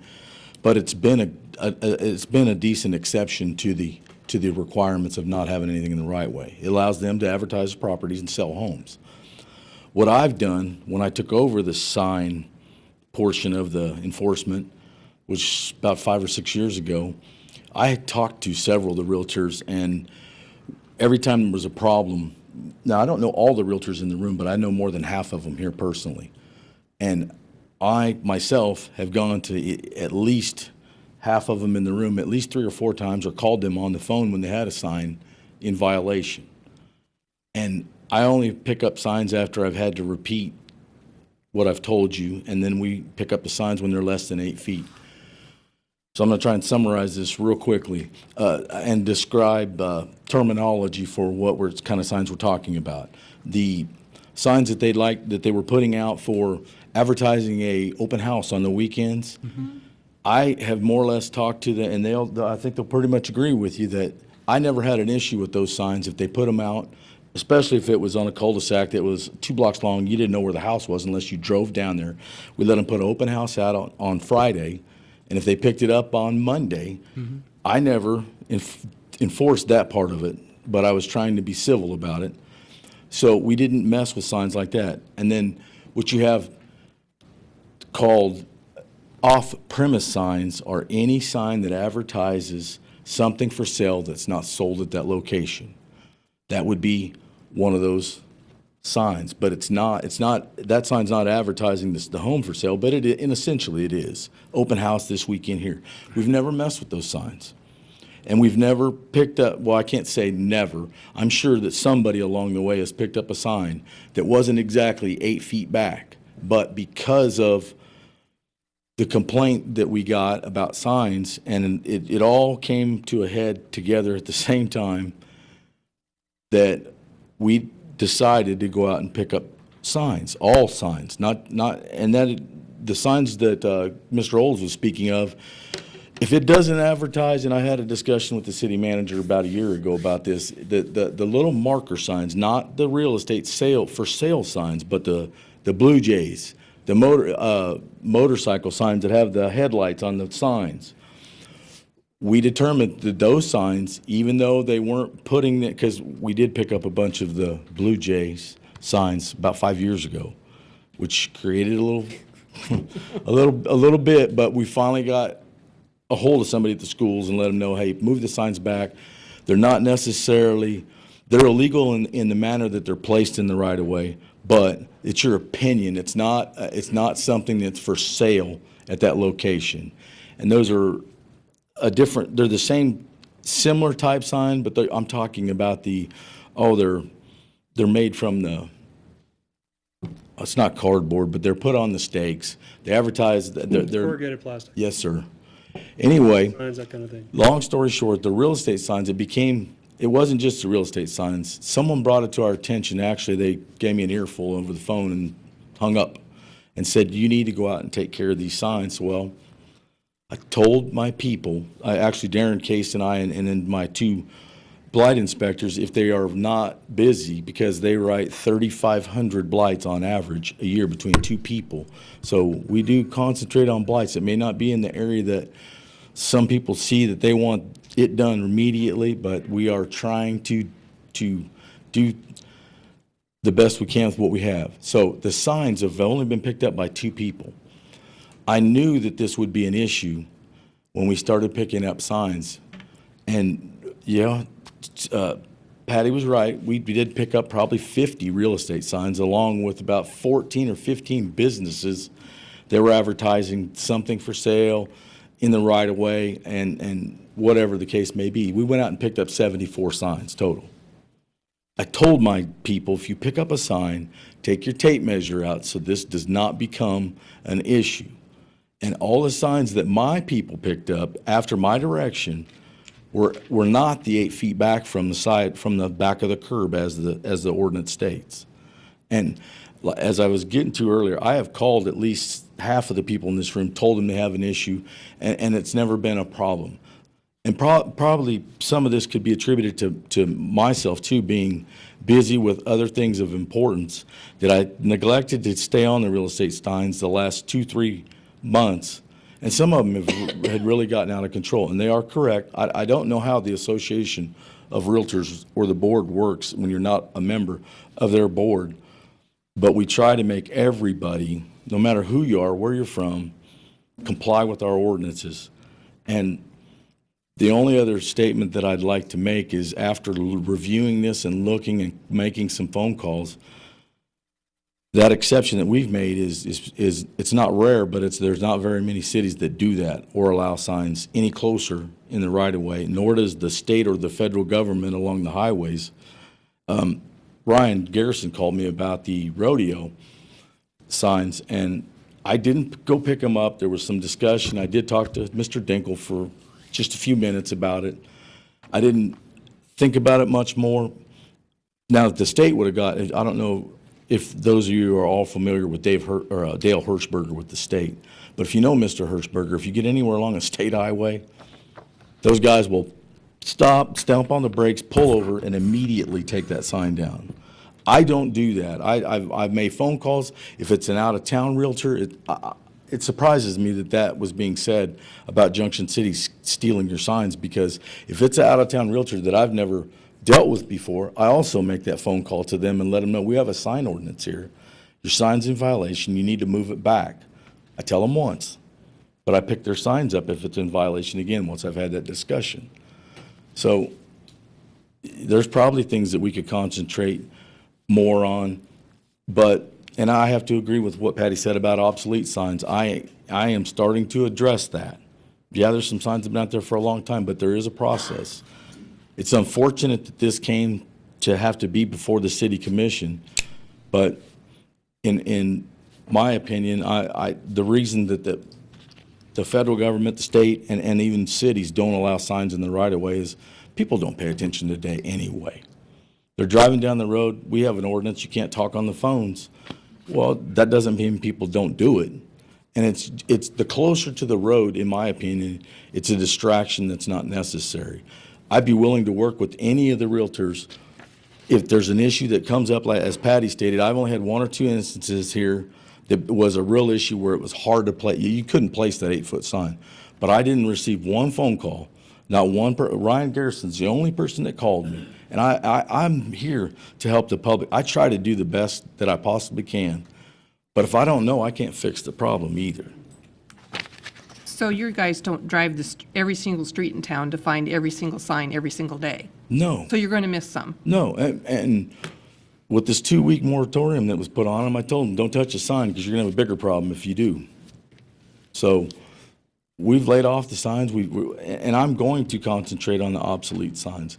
But the reason I'm not in favor of decreasing that distance is, I don't know those of you that have been in city government very long, but there's a law journal for zoning, there's a law journal for building and codes. And at one point, one of the law journals that I received was a court case. Now, you can be sued for anything nowadays, and the case was about a sign being posted in the right-of-way, and unfortunately, not only did the person that posted the sign, they were liable, there was some liability for the city because they lessened what everybody else uses. Now, I'm not saying it's a good thing to make them be 8 feet back. I'm not saying it's a bad thing, but if you get too close to the roadway, your attention is not where you should be on the road. And I think they can sell homes. It just came into question. People were questioning our discretion when we're picking up signs. They were saying we weren't being fair. We weren't treating everybody fairly on the sign. So we got a couple phone calls, and that's where we're at tonight. I did what was discussed, and it wasn't pleasant, believe me. I'd be happy to answer any questions or take suggestions. And Mark, if you come across the sign that, and I know this whole thing's trivial to begin with. Some people believe it's much more important than others, and it does have something to do with the face of the community and trying to sell, and we get all that. But I've heard a lot, and maybe it's just a repeat, that in some cases they can't put a sign, or they're not able to install a sign within that 8 foot. It's either a sidewalk or a fence is just on the other side of the sidewalk. And one of the instances was, you know, the fence or the sidewalk was 6 feet off the curb, and then it was a 4-foot sidewalk, and then there was a chain link fence. So in that case, to sell that property, they had to go inside that 6-foot mark right along the sidewalk. Is there any other alternative? Because they couldn't put it in the chain link fence because then it was obscured and you couldn't see it. One suggestion I made when questioned about the same question you're asking about, Commissioner McAllister, is couldn't place it and it wasn't visible because of the fence or chain link or whatever. And the realtor had a good idea. They turned the actual sign, it's a 2-sided sign, but instead of facing it where you could see it from either direction, they mounted it on the face of the 4-foot fence. With one side facing out. And my suggestion was, too, when you run into this type of situation, also I even expressed to someone, you know how people will have a mailbox that's movable because they have a concrete footing, or not a footing, but they build a bump up of 4, 5, 6 inches, and they're able to move their sign and still have the visibility. I'm open for suggestions, but they've gotten pretty creative on some of it. So in a case like that. Happened a couple times, yes. That's what I was speaking of. That would be the suggestion. Why don't you mount it on the chain link fence instead of setting it between the sidewalk and the curb? That would be a viable suggestion. Yes, and the reason, what we're trying to prevent with it being behind the sidewalk or 8 feet from the back of the curb, you can't block the sidewalk. ADA requirements, you block that sidewalk, then we have to notify you, and if you don't take care of it, then we would have to do something with it because of you have to have safe passage for the public to walk on the sidewalk. Well, we've got a perfect example. The Cozy Inn is next to Patty's business. Well, they had a hard time putting a sign there because when you measure that, it's about 7 feet from the back of the curb, and it's all concrete all the way up. And that's when I made the suggestion to the realtor that had it previously, get a bucket or a 5-gallon bucket or something you can put something solid in and actually put it up on the other side of the sidewalk, even though it's paved or concrete. You're able to post your sign. It's not going to walk off unless somebody walks up and takes it. The signs that, and the signs that, I'll get back to that, the signs we put behind the building, it has happened before that other people, not realtors taking realtor signs, but people in general will see a sign back there and they think they need to have it more than the realtor did. And it's happened before. I don't know what now before we put the signs behind this building before it was built. This is where used to be a hallway back here, and we put signs back here and we'd let them know that you probably ought to check once a week or twice a week. But as I was getting to, I try to always give everybody a fair shake notification on the sign if you're in violation before we ever picked them up. And So you do the text, you do the notification when I either before you went to pick their them up? businesses or called them on the phone, yes. But that doesn't always work. And then if they don't take care of it right away, then I'm back to, I have to either call them again or I just go get it. And then, But you don't call on every single sign. no, because most of them I have had this same conversation with already. It's unfortunate that we picked up that many signs, but I will assure you, and I talked to someone on the phone, they didn't believe me, but I will assure you, because I knew this would happen when I started picking up the signs again, told my people, get your tape measure out. Measure it if it's even questionable. So if you want to change the ordinance to something less, you know, do so if you think that that's appropriate. But it's been this way for a long time, and since the 5 or 6 years I've had control of it, and it really hasn't been an issue until recently. But then when we were put back in the corner, get a few phone calls, we went out and then picked up signs, and there was lots of people that were unhappy, but I will assure you, we're not going out and just picking up every and any sign. Can I know I visited with the with Amy, the Realty Association, and I was under the understanding with her that coordination had been made that you guys, before you took a sign, that you would notify them and maybe, or you put the sign up at the porch and put a note on it, or I'm sorry, but I don't whatever know. happened. He had no for, what happened was, is I said, I don't know where that came as from. I was discussing signs, they were taking more up, and after that, they've, We stopped immediately when I got the word to there's a moratorium, don't touch even then, them. I told them to watch it, but it was just a timing issue. I mean, by no means did we ever ask them to take more. We've never have said to take more, take less. Mark took care of his department, and, you know, the I key thought is though just, we were in the middle of working out an agreement. yeah, we were trying to work with that, but by that time, we moved to the point we are now. He had gotten behind on Yeah. picking up signs, and we had started receiving complaints. He'd mentioned the phone call he had gotten about, you're not treating me fairly, so-and-so signs are not being picked up, why aren't you doing those? And that's when his response was, plus he and I had a discussion, and I said, as long as you're doing it fairly and across the board, you need to go out and pick up signs. And that's when he ordered his guys to do the work. It was actually the other building and code inspector and myself were the only two picking them up. Right. And The first week, like I said, there were 74.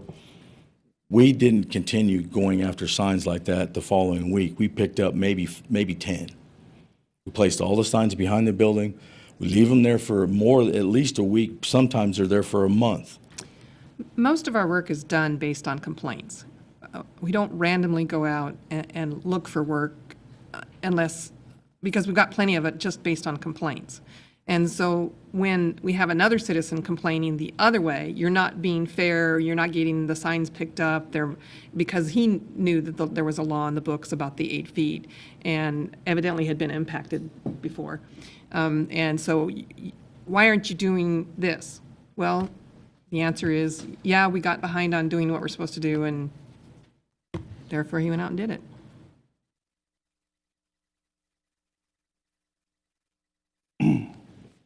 But as I was trying to state earlier, there are a few exceptions that I've made, but not, I have talked to the realtors when they have a, like I said, open house. We're going to give you the benefit of the doubt. We're not going to come pick that sign up unless it's right on the corner where it's a vision issue or it's not at least the 8 feet back. If they've talked to the property owner and want to put an open house sign, that's great. We always left it there from Friday through Monday. But there were some signs that stayed out there another 2 weeks instead of picking them up and taking them out on the weekend when the open house isn't there. That sign is technically an off-premise sign. It's not, you're not selling the house, it's advertising, but we've worked with them on that. Same thing happens with garage sale signs. You'll see them pop up on corners on the weekends. Those are But- the ones that bother me the most, is they Yeah, don't and- ever pick them up. They leave them And hanging on. then he has to go pick them up on Monday or so you'll see some on Friday, where they put them up on a Thursday, and And I then you'll see them on a understand Friday, and their he'll pick them sentiment up. on that because those are an exempted sign if you read the sign ordinance, which I don't think they should be. But If they're you're going to not have a exempted yard to be sale, in you the should be right. responsible to pick your sign up when you're done, if it's allowed. But they're They not don't. allowed in the right-of-way. No, they're not. Well, they are if you read it. Okay. But it says in our ordinance, no signs are allowed in the right-of-way. The only ones are regulatory, civic signs, things like that, but not any sign that advertises the sale of something at another location. That's never been permitted. Yeah. You have somebody in the back.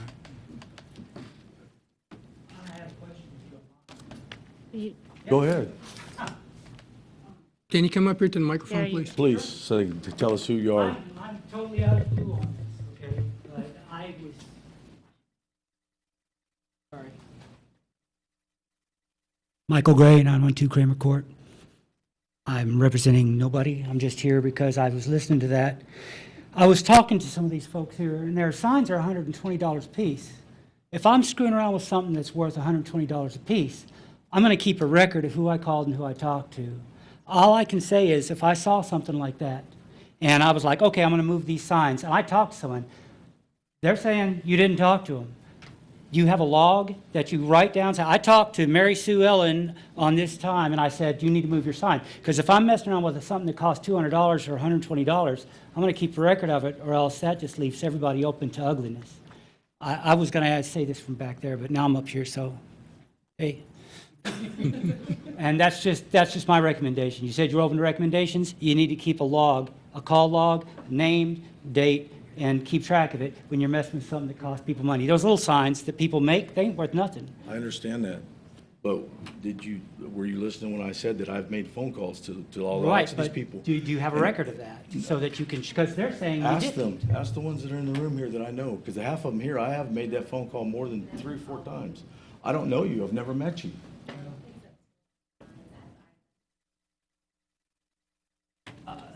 One of the biggest problems I've heard tonight has been communication issues, and it's mostly could be resolved with just communication and keeping a paper trail. In the Army, it's called CYA, man. I don't have a problem with that, of keeping a record if we pick up your signs. But in turn, I don't think I should have to call and notify somebody that's selling something. They're the one, we gain nothing from it. The reason that this ordinance is the way it is to make sure there aren't things in the right of way. They have the 8 feet. I don't like the other signs, even the civic signs, in the right of way. We have, especially, there's just several for churches that are right out there, right on the corners, but they're not a vision issue because they're either higher or lower.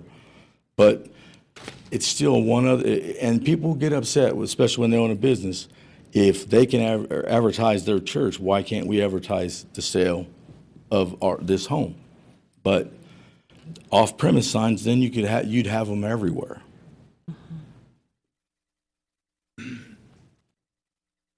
You have one behind you. Oh, Don't go anywhere. Sheila Burdette, 517 Wheatland. I've been a realtor in Junction City for 35 years. We have had this problem and had this discussion with many of the city managers and the commissioners before this commission. Mark says it's been 15 years that this ordinance has been there, and I assure you it has been a problem for 15 years. We make our living selling houses. We want to do a good job. Our real estate signs are part of our marketing tools. Homeowners like them. And we do have a problem with the placement of them. There are a lot of issues. I'm not going to make this a long ordeal. I just wanted this commission to understand we have sat with many commissioners in the past 15 years, city managers in the past 15 years, the planning and zoning administrators the past 15 years. This isn't something new, but we would like to get it resolved. Thank you.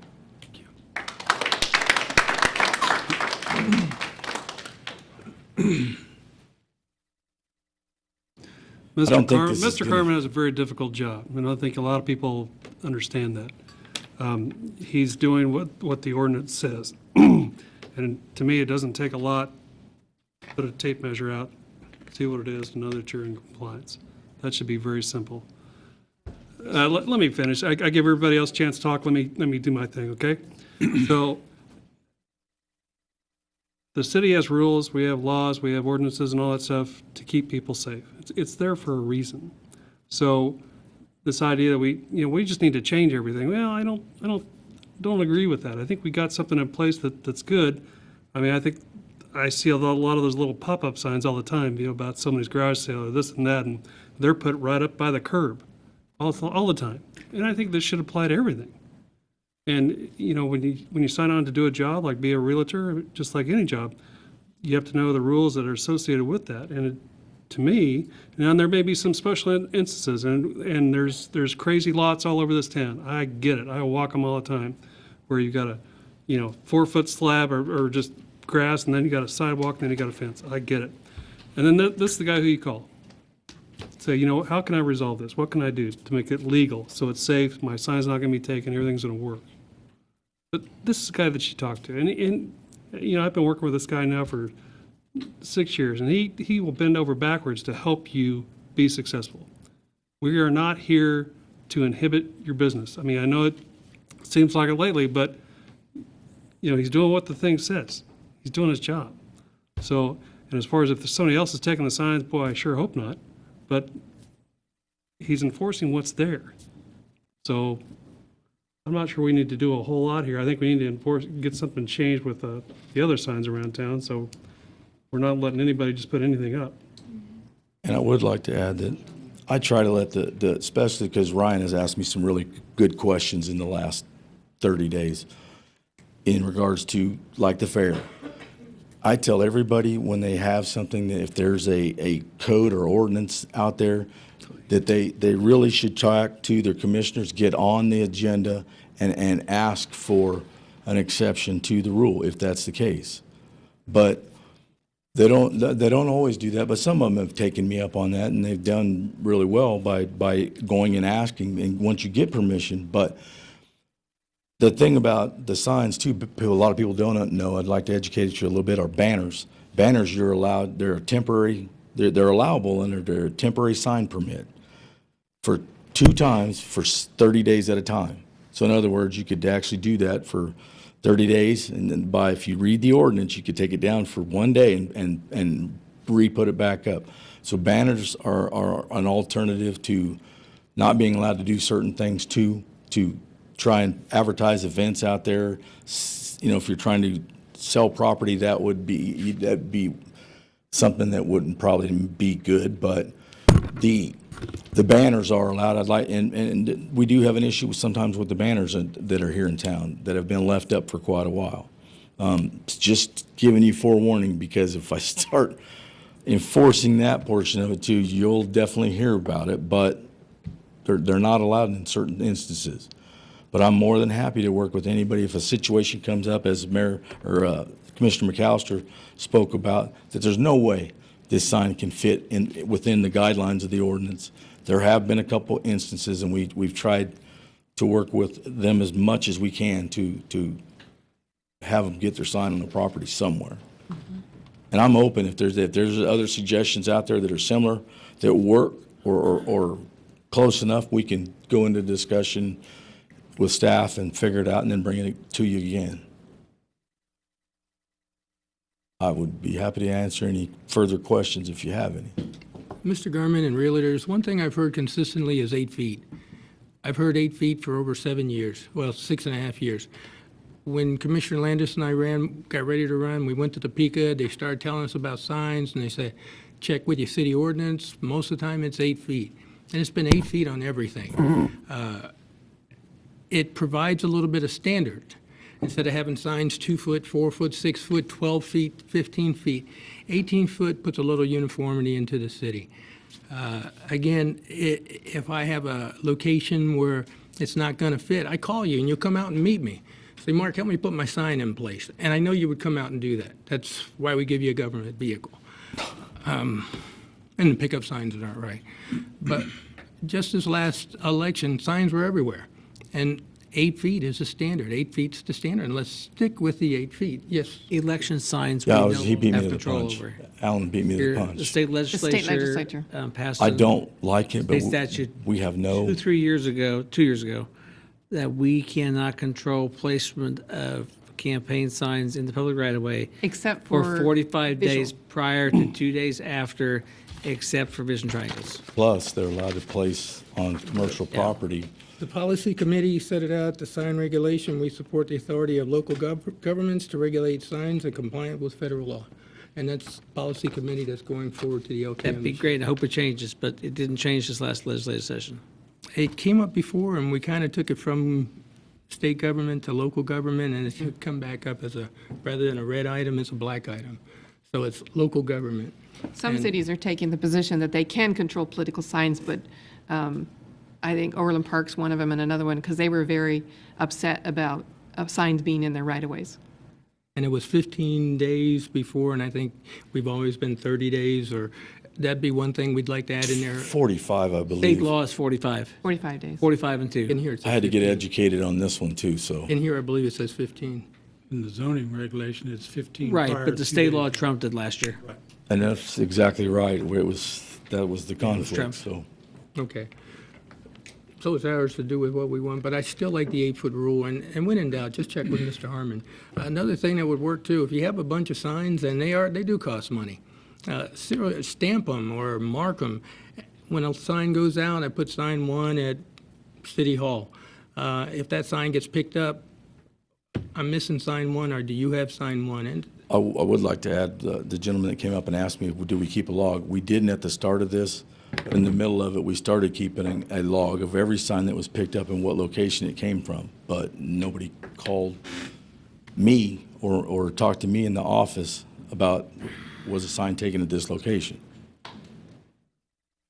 And we don't keep them forever no. because we just Believe don't me, have I've got enough to do that I don't have to concentrate on the signs, but it's at a certain point, it's going to come back to get you because there's going to be enough complaints that if you don't go do something, then I'll be called upstairs to see the city manager. You set them behind City Hall, what, 2-3 weeks, and then you throw them away? They stay there a lot longer than that. I've left the signs for the last month. Okay, so about, And I agree, they do cost a lot of money, and it's not, what else we're not getting in this picture too is the realtors, they a lot of times place their signs in the right location. It's the homeowners that go out and move them, or Yeah. they're people taking care of their property. They're mowers or whoever doing whatever. Honestly, they may cut your grass, but they're not going to get a tape measure out and measure to see if it's 8 feet. probably the They're going real to issue. stab it, get on the truck, and go to the next place. I think there's been a good bit of communication, and that's what we've needed. And with the folks that are here, that communication's going to go out. Their portion's been heard back by us, it's been heard by you, and this communication will continue to go out to their different companies. I don't believe we'll have an issue with these folks and their sign positioning. And I feel pretty good that within the media that we have here, the communication will spread. I think there'll be lesser problems, fewer problems with sign placement in the next month or so. Last year, we did have a major problem with going out of business sales, these furniture places, and in 4 consecutive weekends, I personally picked up in my own vehicle going to dinner or whatever, my wife and I, 410 signs in 4 weeks. So it was a nightmare. I understand what they're talking about. And I kept talking to this furniture. They're still in business. They were going out of business a year and a half ago. I talked to management, and they told me, they assured me that that wouldn't happen again. And I'll be danged if Saturday I pick them up or Friday night. They must have followed me because the sign everywhere I picked a sign up Saturday morning, there was one in the same place. well, they hire companies from out of town that come into town and Well, and they do- paid for a kid that was working for him, that was Yeah. putting them out. They bought him a press to make the signs. He And was then they making them just- at his house. could put them back up. And it was funny. It wasn't funny, but it was ridiculous. Stacy has a comment. How are you? I'm Stacy Schrader, 1126 South Spring Valley Road, and I'm also president of the Tallgrass Association of Realtors. And I just want to let you guys know that we are fully aware of what the codes read. We've said it in our meetings before. Any new members that come in our association, we make sure and give them the training. It's just that we're not getting informed when they're getting picked up. And I think, I like your suggestion back there about maybe a log or something. If we could at least know, or we've talked to Mr. Dinkle about if your guys go out, call Kim, our association executive, and just say, hey, we're going out. I don't know, Kim. I'll get you her card. You know, just something, like say if the homeowner moves the signs, we don't know. I'm doing that if we have a contact, but after we make a contact, it continues to be there the next day or the next day. And I don't think we've got a problem with it, it's just sometimes we don't know if the homeowners moved it. We may not know, you know. I've seen a So- homeowner wait, we And it's also our job to tell our sellers too and let them know. So, but it's just a matter of communicating. I think if we can work together, but our realtors do know what the code is. So, thank you. Thank you. Thank you. So what I see tonight, and it's very admirable, the realtors, you're here, you came, you're concerned, you've communicated with the commissioners, with the city manager, with each other. And I think that it's important, and Stacy, you just said it, the communication, we got to be able to communicate with Mark and Mark with you. And I think that from what I'm hearing, that communication does exist. But the big picture is it's got to be consistent communication between the realtors, Mark, and back and forth. I believe that there will be instances where it's not going to be in compliance for all the reasons that others have said with yard cutting and things like that. So I applaud all y'all for coming out tonight and voicing your concerns and everything. And we hear you, Codes hears you, and I think communication is one of the biggest things. And I think you guys are doing a great job with the selling and promoting of our community. We want that to continue for sure. What's our next step? What is it that you are asking us to do? For me, Sabine Butler with Next One Unlimited. Suggestion that I would make is to change the way we are communicating. Communicating exists, but it's lacking. I think we need a different way of communicating with each other. The way we notify. That, for one, we had homeowners. We sent out to the homeowner a log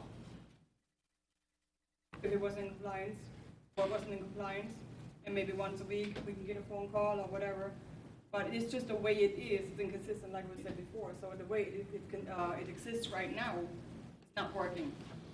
So we need to find a way. Get a document stating Right.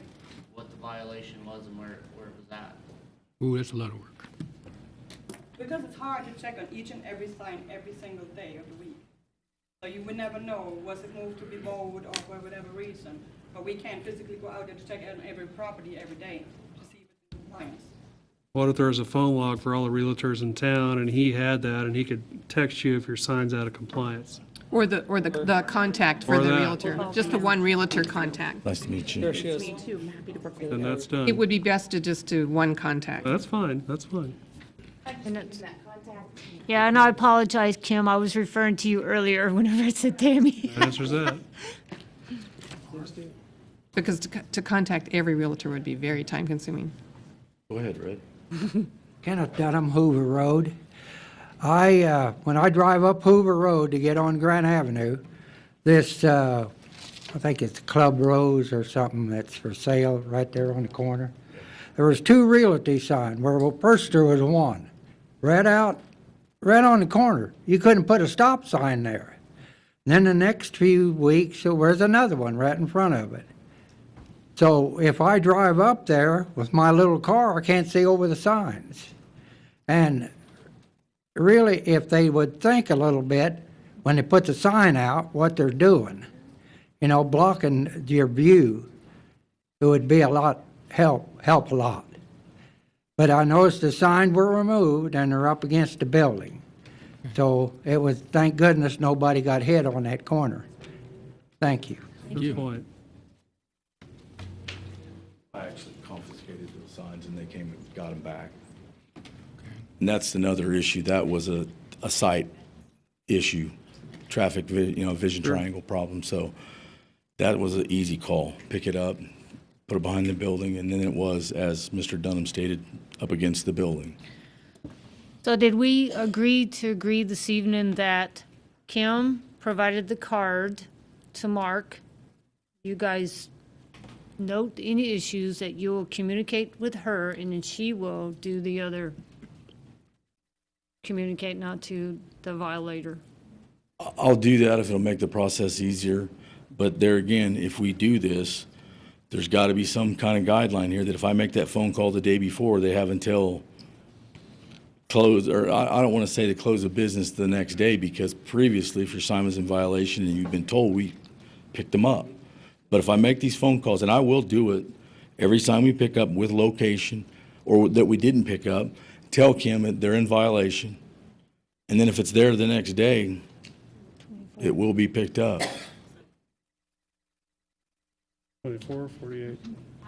That, I mean, where do we, if we don't operate and do it and don't extend ourselves more than that, where do we stop? Right, no teeth. I can only fix who are members of our association. Member, I can't fix that, but I'm happy to pass it along. If I look up the address and tell them, but we as an association will be responsible for another realtor and not selecting anybody out. But like Bramlage is not part of our association. So there's just certain ones that aren't, and I can't control them. You know, I can't. Nor can I hold anything against them because they're not part of the Realtors Association, but I give you one phone call. You make the phone call, and if it's there 48 hours later, it's fair game. Right. Just that way, you've made the effort, they've made the effort, and we're trying to resolve the issue. That works for me. Good. Good.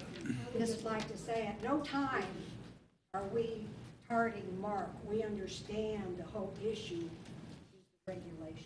Exactly. Mark, can you give us a brief back in about a month and see how things are going? Sure.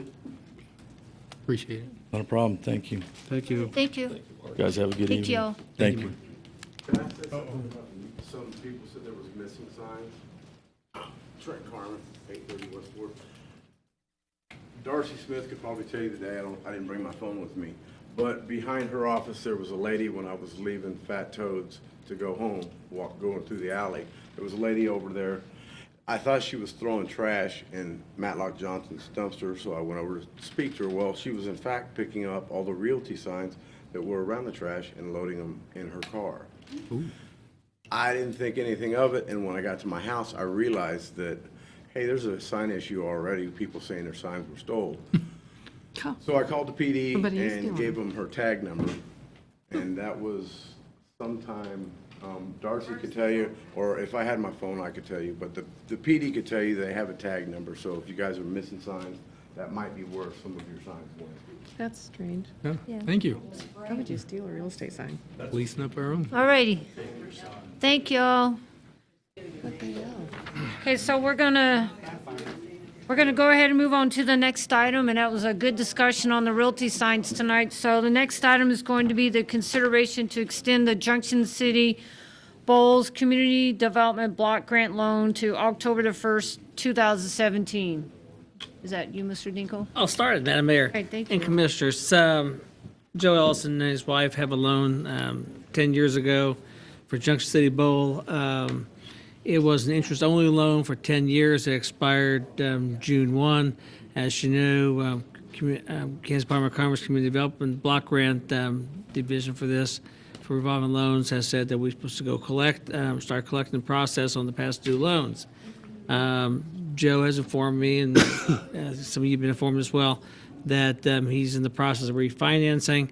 One of the key issues is that he can't refinance if his loan's not active.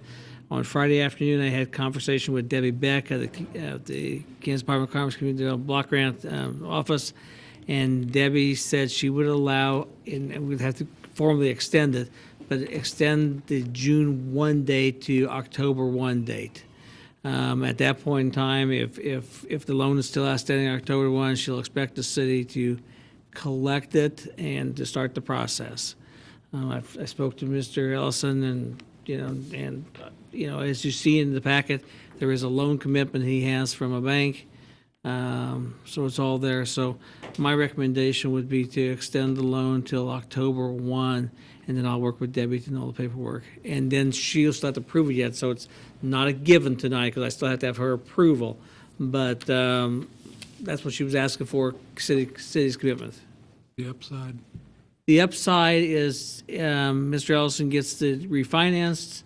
We keep a bowling alley going. Any other lien, the state gets their $65,000 back. Hopefully, the other lenders that are involved in the community here, and there's basically two lending groups in this community, one a bank and one a group, get their money back, and they don't have to go through foreclosure and save costs, and we move forward. You're talking 45 days. That's all we're talking about. And she Before- said, Before we were in a lose-lose situation, this is going to be a win-win yeah, situation. if he gets refinanced and go forward with it. So, like I said, I know she will check with me October 1 and start and say, you guys promised you got to keep going with it. So, I will recuse myself from this vote because I have a very small interest in Millennium Bank, which is one of the lenders to this person, so.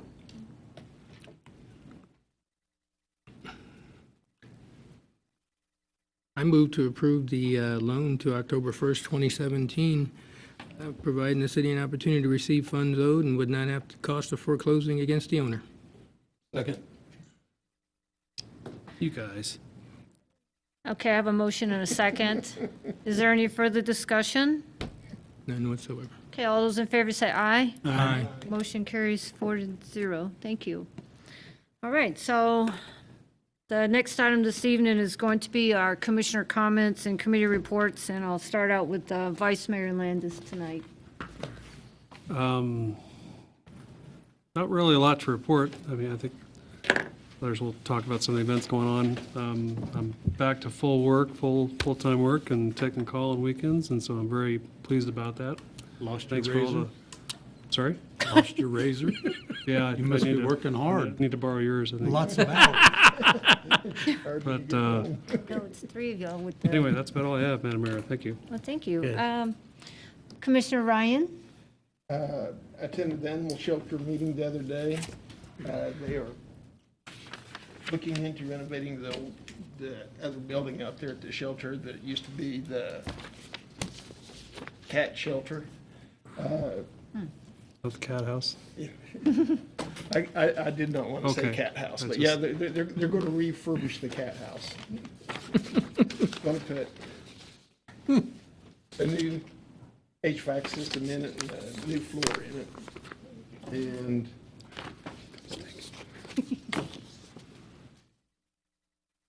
also, the county councilor is looking into rewriting the bylaws of the animal shelter agreement.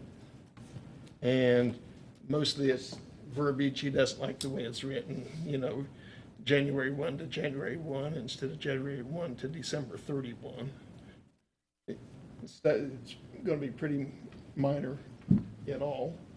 I've asked Jim Sands to cover the Flint Hills Regional Council annual meeting for me this Friday because I have 2 other meetings that day that are going to take my time.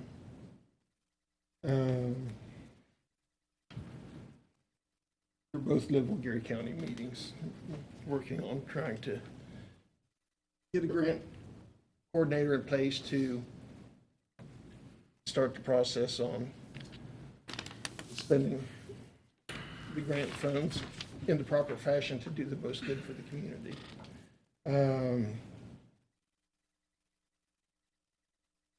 The farmer's market has been keeping me busy. The mid to late summer produce is ripening, so there's tomatoes and melons.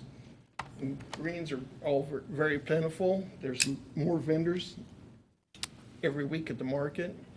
And the market had been pretty consistent around 500 customers at an evening. I'd say we were closer to 1,200 last Thursday. Wow, it was packed. Yes, it was packed. It was like a carnival atmosphere in there. Went the week before. The EDT machine has been busy. Last week Good. was our busiest ever. Sold 286 tokens, Wow. which meant we got to give about 286 double-up tokens. Great job. For the year, we've sold 1,760 tokens, but only distributed 1,684 because we do have one customer that when she shows up, she likes to buy the bison meat, and she can't use her double-up tokens for proteins, so she has to buy more red tokens to buy as much bison as she wants. It's here. So really what I've been doing is working with Livermore, Geary County. I guess I haven't been doing my job. Good stuff. That's all. Thank you. Commissioner Sands? Couple things at the Convention and Visitors Bureau Board today. One thing I took away there, Eddie's gone. He's moved on, but he still loves this community. I think one was family, and I think it was family and a job elsewhere. There was a talk that came up, and they said back in the late 80s, early 90s, and I wasn't here, they talked about the Recreation Commission and how different sports all consolidated in one place to talk about what they were doing, when they were doing it, to kind of help out the city a little bit, because I really don't know how our Parks Director, Ed, gets informed a lot of times with some of the things that go on. But I know you have an ear and you pick up everything. Some of the things they were talking about, trying to get some volleyball tournaments and some soccer tournaments here. And I said, that's good, just keep the city informed. And someone asked me, where's the Recs Department? And I was like, oh, wow. They've been here longer than I have, I think. But anyway, I told them where our Parks and Recs, they could go to 12. They could come here to the Water Department if they want to reserve a field, or they can come down to 57 next to Caw Valley, putting a point in there for you, and see our Parks and Rec building and make coordination there. But it sounded like something that worked a long time ago and something that could possibly work again. We've had some brief discussions of starting a city school rec commission, and that's what a lot of people would have, and a lot of neighboring communities have a city school rec commission. The big key issue is going to be is to start one of those. You're probably talking about 3 mills in taxes. And that's a concern, and I know the city probably did more in the past, and I know that some of that was cut when you made cuts, and but a rec commission is probably going to be 3-4 mills of taxes to do a rec commission, have full-fledged programs, which some people want, and there's nothing wrong with them. Don't get me wrong, they're great programs, but it's another cost. I thought it was just a place where they all come to coordinate and. No, they have commissioners. That's not what they do. A lot of them have a lot of them do 5-member rec commission board, 2 appointed by the city, 2 appointed by the school district, the other one appointed by those other 4. Abilene has one, and I'm sure there's just plethora across the state. Because I've been in other communities that have had rec commissions, and they're good. They work well. There's no problem with it. Usually, you go to a school district one in a smaller community, in a lot of communities, because of the larger tax base, and then you get a lot more money to work with. Here, we don't have that swing near as much because 78% of the county, or probably the same with school district tax base, is in the city itself. So you don't get as much. When you're a small community that has oil out of the county, you do the school district ones because you pick up a lot of valuation. Your rec commission would then take over all recreation services for the county-wide. And then they hire their own director and run the recreation programs. Our recreation programs would probably go away, which is only about 100, it's not very much money, 100,000 a year? 200,000? Ours would go away, a recreation program would go away, and then it would just be run by the rec commission. You contract with them like we do with the Opera House and EDC, Chamber, all that kind of stuff. Yeah, For it them just- to actually they the run pro- it. Here's some money, run the program. They're great organizations. It's just money. It's all about money. So actually, couldn't our Parks and Rec become the Rec Commission then, with the same amount of people? No, our Parks Well, Department Parks are wouldn't. different. You would Parks have to wouldn't, do- just recreation. A city could, if we want, again, raise taxes to Well, I provide don't want more to raise staffing. taxes. I'm just saying I don't accept the first 6 no's. I want to find a way to do this. And if we can do it on the cheap until we can make it happen, maybe there's a way. Well, our recreation program was cut severely in 2010, That was a 11. weak link. But We don't- but we- other- we I mean, had a have director. We do Baseball great job. associations, we have a lot of things in town that have stepped up and run all those things Right. and done a great job. Right. Where it came from was the Baseball Association. They were talking about how we can get more stuff like that. So it was actually coming from the Baseball Association.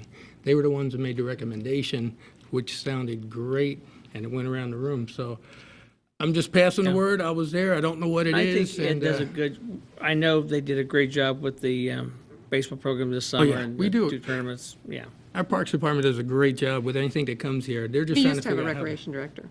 We used to have a recreation director, and that was cut from the budget. When our debt payments come down, that's something we can look at again. 2020. A little further out. Yeah, it's probably longer. There's about 1 million out there that'll come off.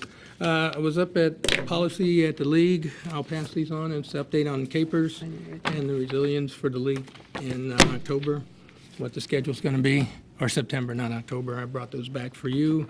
And we talked a bit about the luncheons or the dinners. They're pretty much far away from us, not near us. Wichita is about the closest one. Oh, the regionals, yeah. Regionals, Derby, Coffeyville, Lawrence, Colby, Hayes, and Cimarron.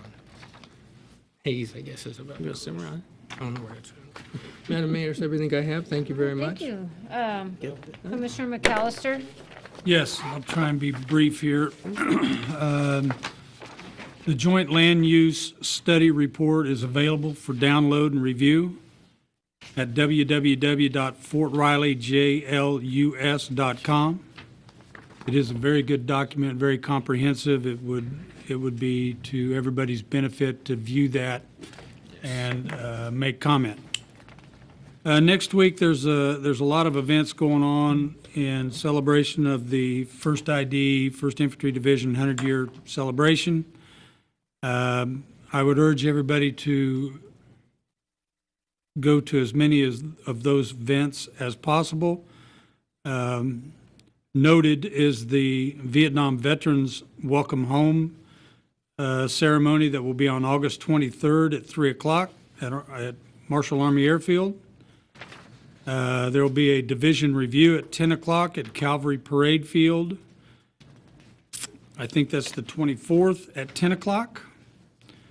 And then there'll be a First ID display ribbon cutting at the Flint Hills Discovery Center at 5 o'clock on the 25th. Those are some that I've noted that are going to be very, very good events.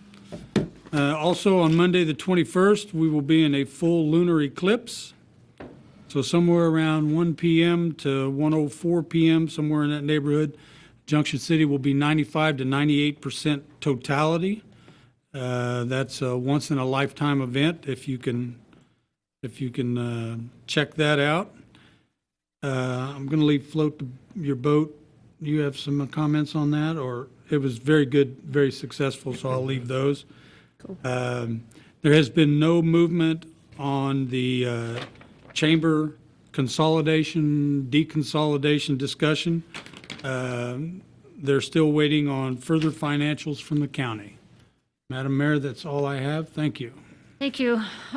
Just a couple of things. I thought the commission meeting this evening was very good. It was a good discussion on the parks and getting the grant for the playground park. And I think that the discussion that Jim talked about with the leadership transformation grant application is a good thing for the community if that grant gets awarded, so members can get that extra leadership training. And the discussion with the realtors and the sign issue and communication was definitely a very good conversation as well. A couple other things, just to add on to what others have said. This Saturday, if you don't think there's anything going on around in our area, there's a lot going on. Fort Riley's got their big Victory Fest, which will run from 10 till 11 o'clock at night. That should, be a good time. A lot of big bands and stuff is going to be there for that, and activities for the children. Also that day, I guess most of y'all know I'm really big into cleaning our community up, the image and everything. And we have a cleanup project set for Saturday from 7:30 till 9:30 at Dell Motors, so at the corner of Grant and Washington. So if you want to come out and spend a couple hours working on our community, we'll definitely take your help there. Plus, there's going to be breakfast burritos that Dell Motors is going to provide for us. And then also, there's a fishing derby at the Homer's Pond this year as well. So there are a few things going on this weekend. The weekend that just passed, they had the big float your boat out at the Gathering Pond, which was a very fun time. They had bicycle races. They had a 5K walk run. Some of us participated in that event. Also, the boats was really a lot of interesting boats. You could tell the ones that really put a lot of time and effort into them. But either way, I think there was only maybe one boat, maybe from the Daily Union, that sunk right away. So But the thing I want to point out too about that event was that we had soldiers from Fort Riley that volunteered that came out and helped to do registration and stuff, and I thought that was a really good thing. They reached out to us wanting some volunteer work, so the soldiers on post want to get involved in our community, get outside the gate, and they're willing to come out and volunteer with us. Also, the last thing I'll talk about is Wednesday, August the 23rd, is the MAC MRC luncheon at Fort Riley. That's a combination of Junction City and Manhattan's military affairs. Again, luncheon at Fort Riley at Riley Conference Center, and the guest speaker will be General Martin, the 1ID Division Commander. That is pretty much all that I have to report. City Manager? Thank you, Madam Mayor. Fellow 5K person, Commissioner Sands.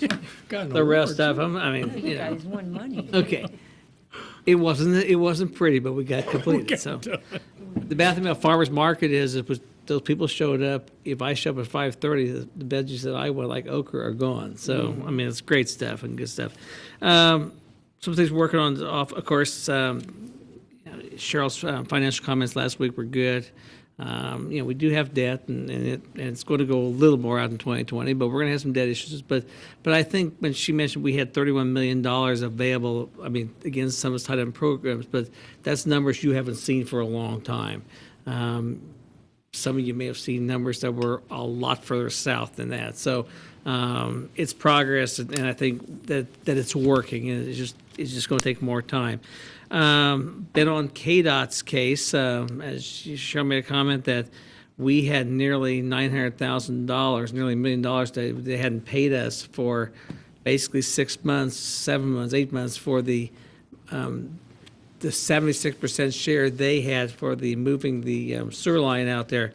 We did receive $600 and some thousand here recently. I sent a notice yesterday, email yesterday to. I'm trying to get our our local state Senate and House people behind us on here. They still owe us about $304,000 for a project that was done last November, October, November. So we're working hard and then get that.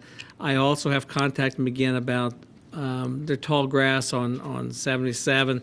That there by McFarland, especially at the stoplight there by Walmart. You know, they got upset with, Dale made a comment that we should not allow the people like, and I'll use Handy's and Ace and all those that I know is right there, you know, on 77. They mow all the way back because they want it to look good, and I'm proud of that. Mm-hmm. Well, he says we shouldn't allow them out there, and I go, no, they make them look good. They're worried about their erosion control, but we're well past 70% coverage out there. And we're working on that, and hopefully I'll get some resolve on that. But we're trying to get our money and get them to mow it on there. They make this big thing about their right of way and that they need to take care of it. Well, let's go ahead and take care of it. And it's not being taken care of. I don't know when or ever the Highway 1877 project will get done. I told somebody it's going to be next year. That, I mean, the bridge thing, but it's just one of those things because, you know, like it or not, there's only about 3.5 months left to good asphalt, maybe. And so a lot of that ain't going to happen. I'm getting used to going around, and just got to continue to do that because at some point in time they're going to hit Highway 18 and raise it from 77 to Spring Valley Road, so 4 or 5 foot, whatever it is. So a lot has to happen yet, and I don't see it happening until next year. So working on that. C-CLIP, the old Clink program we used to, we applied C-CLIP. Chad told me he found out that there's basically 6 applications to everyone that's going to get funded. And they've delayed the announcement now. They're still working through those. So in my mind, they ruined a good program with Clink and threw it all together there. So we now have to compete against other stuff. The good part about if we get funded, it's a higher percentage. But the downside is the chance of getting funded could be tough, and that's to finish 57 from basically 7th Street to 18th and over to Jackson. The other thing that I was going to mention at 5:15, I haven't yet, is the state has screwed with the FFE program, the Federal Fund Exchange. They were keeping 10%. They're going to now keep 25%. It's still probably a good deal for us because we don't have to, we can do projects that are a little less cumbersome and we can get stuff done for community, but the state is keeping an additional 15%. The other thing that's going to be a change is we cannot accumulate funds anymore. I've been told the funds we have now, we have until next year to get them spent, next year, September, so we're not having a problem with that. But we won't be able to do it anymore, and that's a change in the program, so. We won't be able to build them up like you do with yeah, we FAA. It'll be use or lose. You couldn't build like we couldn't build up to 600,000 per se. So instead of getting 250,000 a year, we're going to be back down probably closer to the 225 range, 230 range. And so we'll have less money because the state's keeping more money there. So just things we're dealing with there. We had construction meetings today for our two plan projects. They're moving. The sewer plant project should be done November-ish. The next one's going to go in the year like we always knew that, and a lot of slow start, but again, have to do that. One of the things that Carrie and I have talked about is with the new plants, Viola, and then affects what we spend for it, we don't know what's going to cost to operate it. There's some things that Carrie's been very adamant about on some of the things in there. We're talking different chemicals, we're talking different processes, we're talking a lot of things. So it's going to be a give and take, and Carrie's had good communication with me about the different things we're going to have there. But we're guessing what it's going to cost. We don't. In 2 years, Carrie and I will tell you what it costs. Right now, there's a lot of guessing there, and Carrie and his staff have been on top of it, been having to work with that. We're also going to address the fencing ordinance again. 2 years ago, there was an issue about the fences in residential. So after processes, the planning commission and then the commission moved to allow 4-foot fences in front yards in residential with a 25% opacity, and then 2 months later, and that was ordinance 1174. Then 2 months later, ordinance 1177 changed that to 50%. During that process, don't know how it happened, that 4-foot fence got thrown into commercial and industrial as well. So just try to get that addressed with the planning commission to get that changed. Because nobody ever once talked about, nobody that was involved with the process ever talked, it was about residential only. Residential. And they'll pass the issue. So get back on that there and go under how it all happened, don't know, but it happened and we'll move forward with it. When you talk about ASA, sometimes the three of us are going to go and get plans and tell me, hopefully I'll get more details on some motel costs and stuff like that. I haven't got that yet. I had some information emailed to me a little while ago. I'll share it. Thank you. We'll work on it. I have a tent. I'm okay with that. RV. Gonna ride motorcycles too. Anything else? That's all. Okay, I'm thank just you. worried about Pat's tent. Ms. Beatty? It was exciting, at least for me, and it may not have been for the rest of you, but it was exciting to get $30 million in the bank. We've never had that happen before, so it was exciting. We continue to have problems with turnover of staff in the customer service for meter reading. So we've discussed this before about needing to go to electronic, and over the last 2 years, Alan and I have met with different companies and different folks. But tomorrow we are meeting with, we had committed in 2014 to go to Badger-only meters as our sole source so that we'd be consistent and everything. So Salina Supply knows that we have continued to struggle, and he brought in his district manager, I believe, and they're going to give us a proposal tomorrow, which we may be bringing to you to talk about electronic read for meters. We just cannot keep good staff, and it is more and more a struggle. That's what our problem was for getting behind last fall. I have one meter reader out for surgery right now for 6 weeks, and another one just quit. The one with surgery may or may not come back. We don't know. So, it just has continued to struggle for meter readers. It's a good job, but it's also a difficult job. So we are going to probably bring something to you hopefully soon, because we struggle with this. And I just wanted you to be aware of that we are moving forward with something, possible proposal with our sole source meter supplier to discuss a possible transition of how we get from A to Z more quickly than we thought. because of the problems and issues of staffing. Since that is our main bread and butter for our two utilities, it's something that we need to start paying closer attention to. Do we have any digital read or electronic read? No, none right now. It's all a touch read. Yeah. It's a touch read Oh, system. kind of. Yeah. No, you touch a little. You touch a little sensor. You don't do this no more. We walk along Yeah, the I streets see. and touch a sensor. So that's our sophistication. What we'll be talking about is doing either by Wi-Fi or phone lines or cable lines. You just drive by. No. There are drive-by systems, but they're not, people are kind of skipping over the drive-by systems and going straight to Wi-Fi or via phone system or cables. A true AMI. It's a true AMI, automatic meter reading system. Huge advantages to having it, better customer service. When there's a leak, we can notify somebody immediately. If we set the parameters up properly, there's just a lot of positives with it.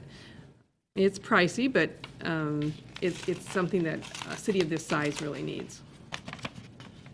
Because we're just not efficient enough for, and don't have the staffing for it. So Sean and I are meter reading again. And you're paying an expensive price for that. Anything else? Ms. Settles? Nothing. Chief Breesy? Nothing, Madam Mayor. Chief Johnson? Nothing, Madam Mayor. Mr. Ibera? Mr. Lazier? Mr. Gurman? Madam Mayor, the IT department would like to wish you a happy birthday coming up on Thursday. Oh. Other than that, we have nothing. Oh, thank you. Reminding her she's getting older or what? I'm getting younger every year. She's getting a new computer? Yes, she does. There's one on my desk for her. Oh, there is? Oh, okay, I'll be there to get it tomorrow. Mr. Peterson? But I do have a question. How's that elevator project going? There's, Haven't heard anything recently. We did get in touch with today this afternoon. He sent us back an email. They're still manufacturing Okay. hydraulic ram. They still expect maybe by the end of August. Tell us more about exactly where. Okay, thank you. And I wasn't trying to put you on the spot. I just thought that they were working there whenever I drove by. Everybody wants it fixed. I think the theme of our meeting, or both of the meetings of the contractors, was delays due to long lead times and manufacturing. That was everybody. one pump, the RAS what? The RasWaz pump. Haven't you heard of a RasWaz pump before? Mr. Osborne? Certainly. Nothing this evening. Thank you. Can I get Move to a... adjourn. Second. All those in favor say aye. Okay, thanks for coming.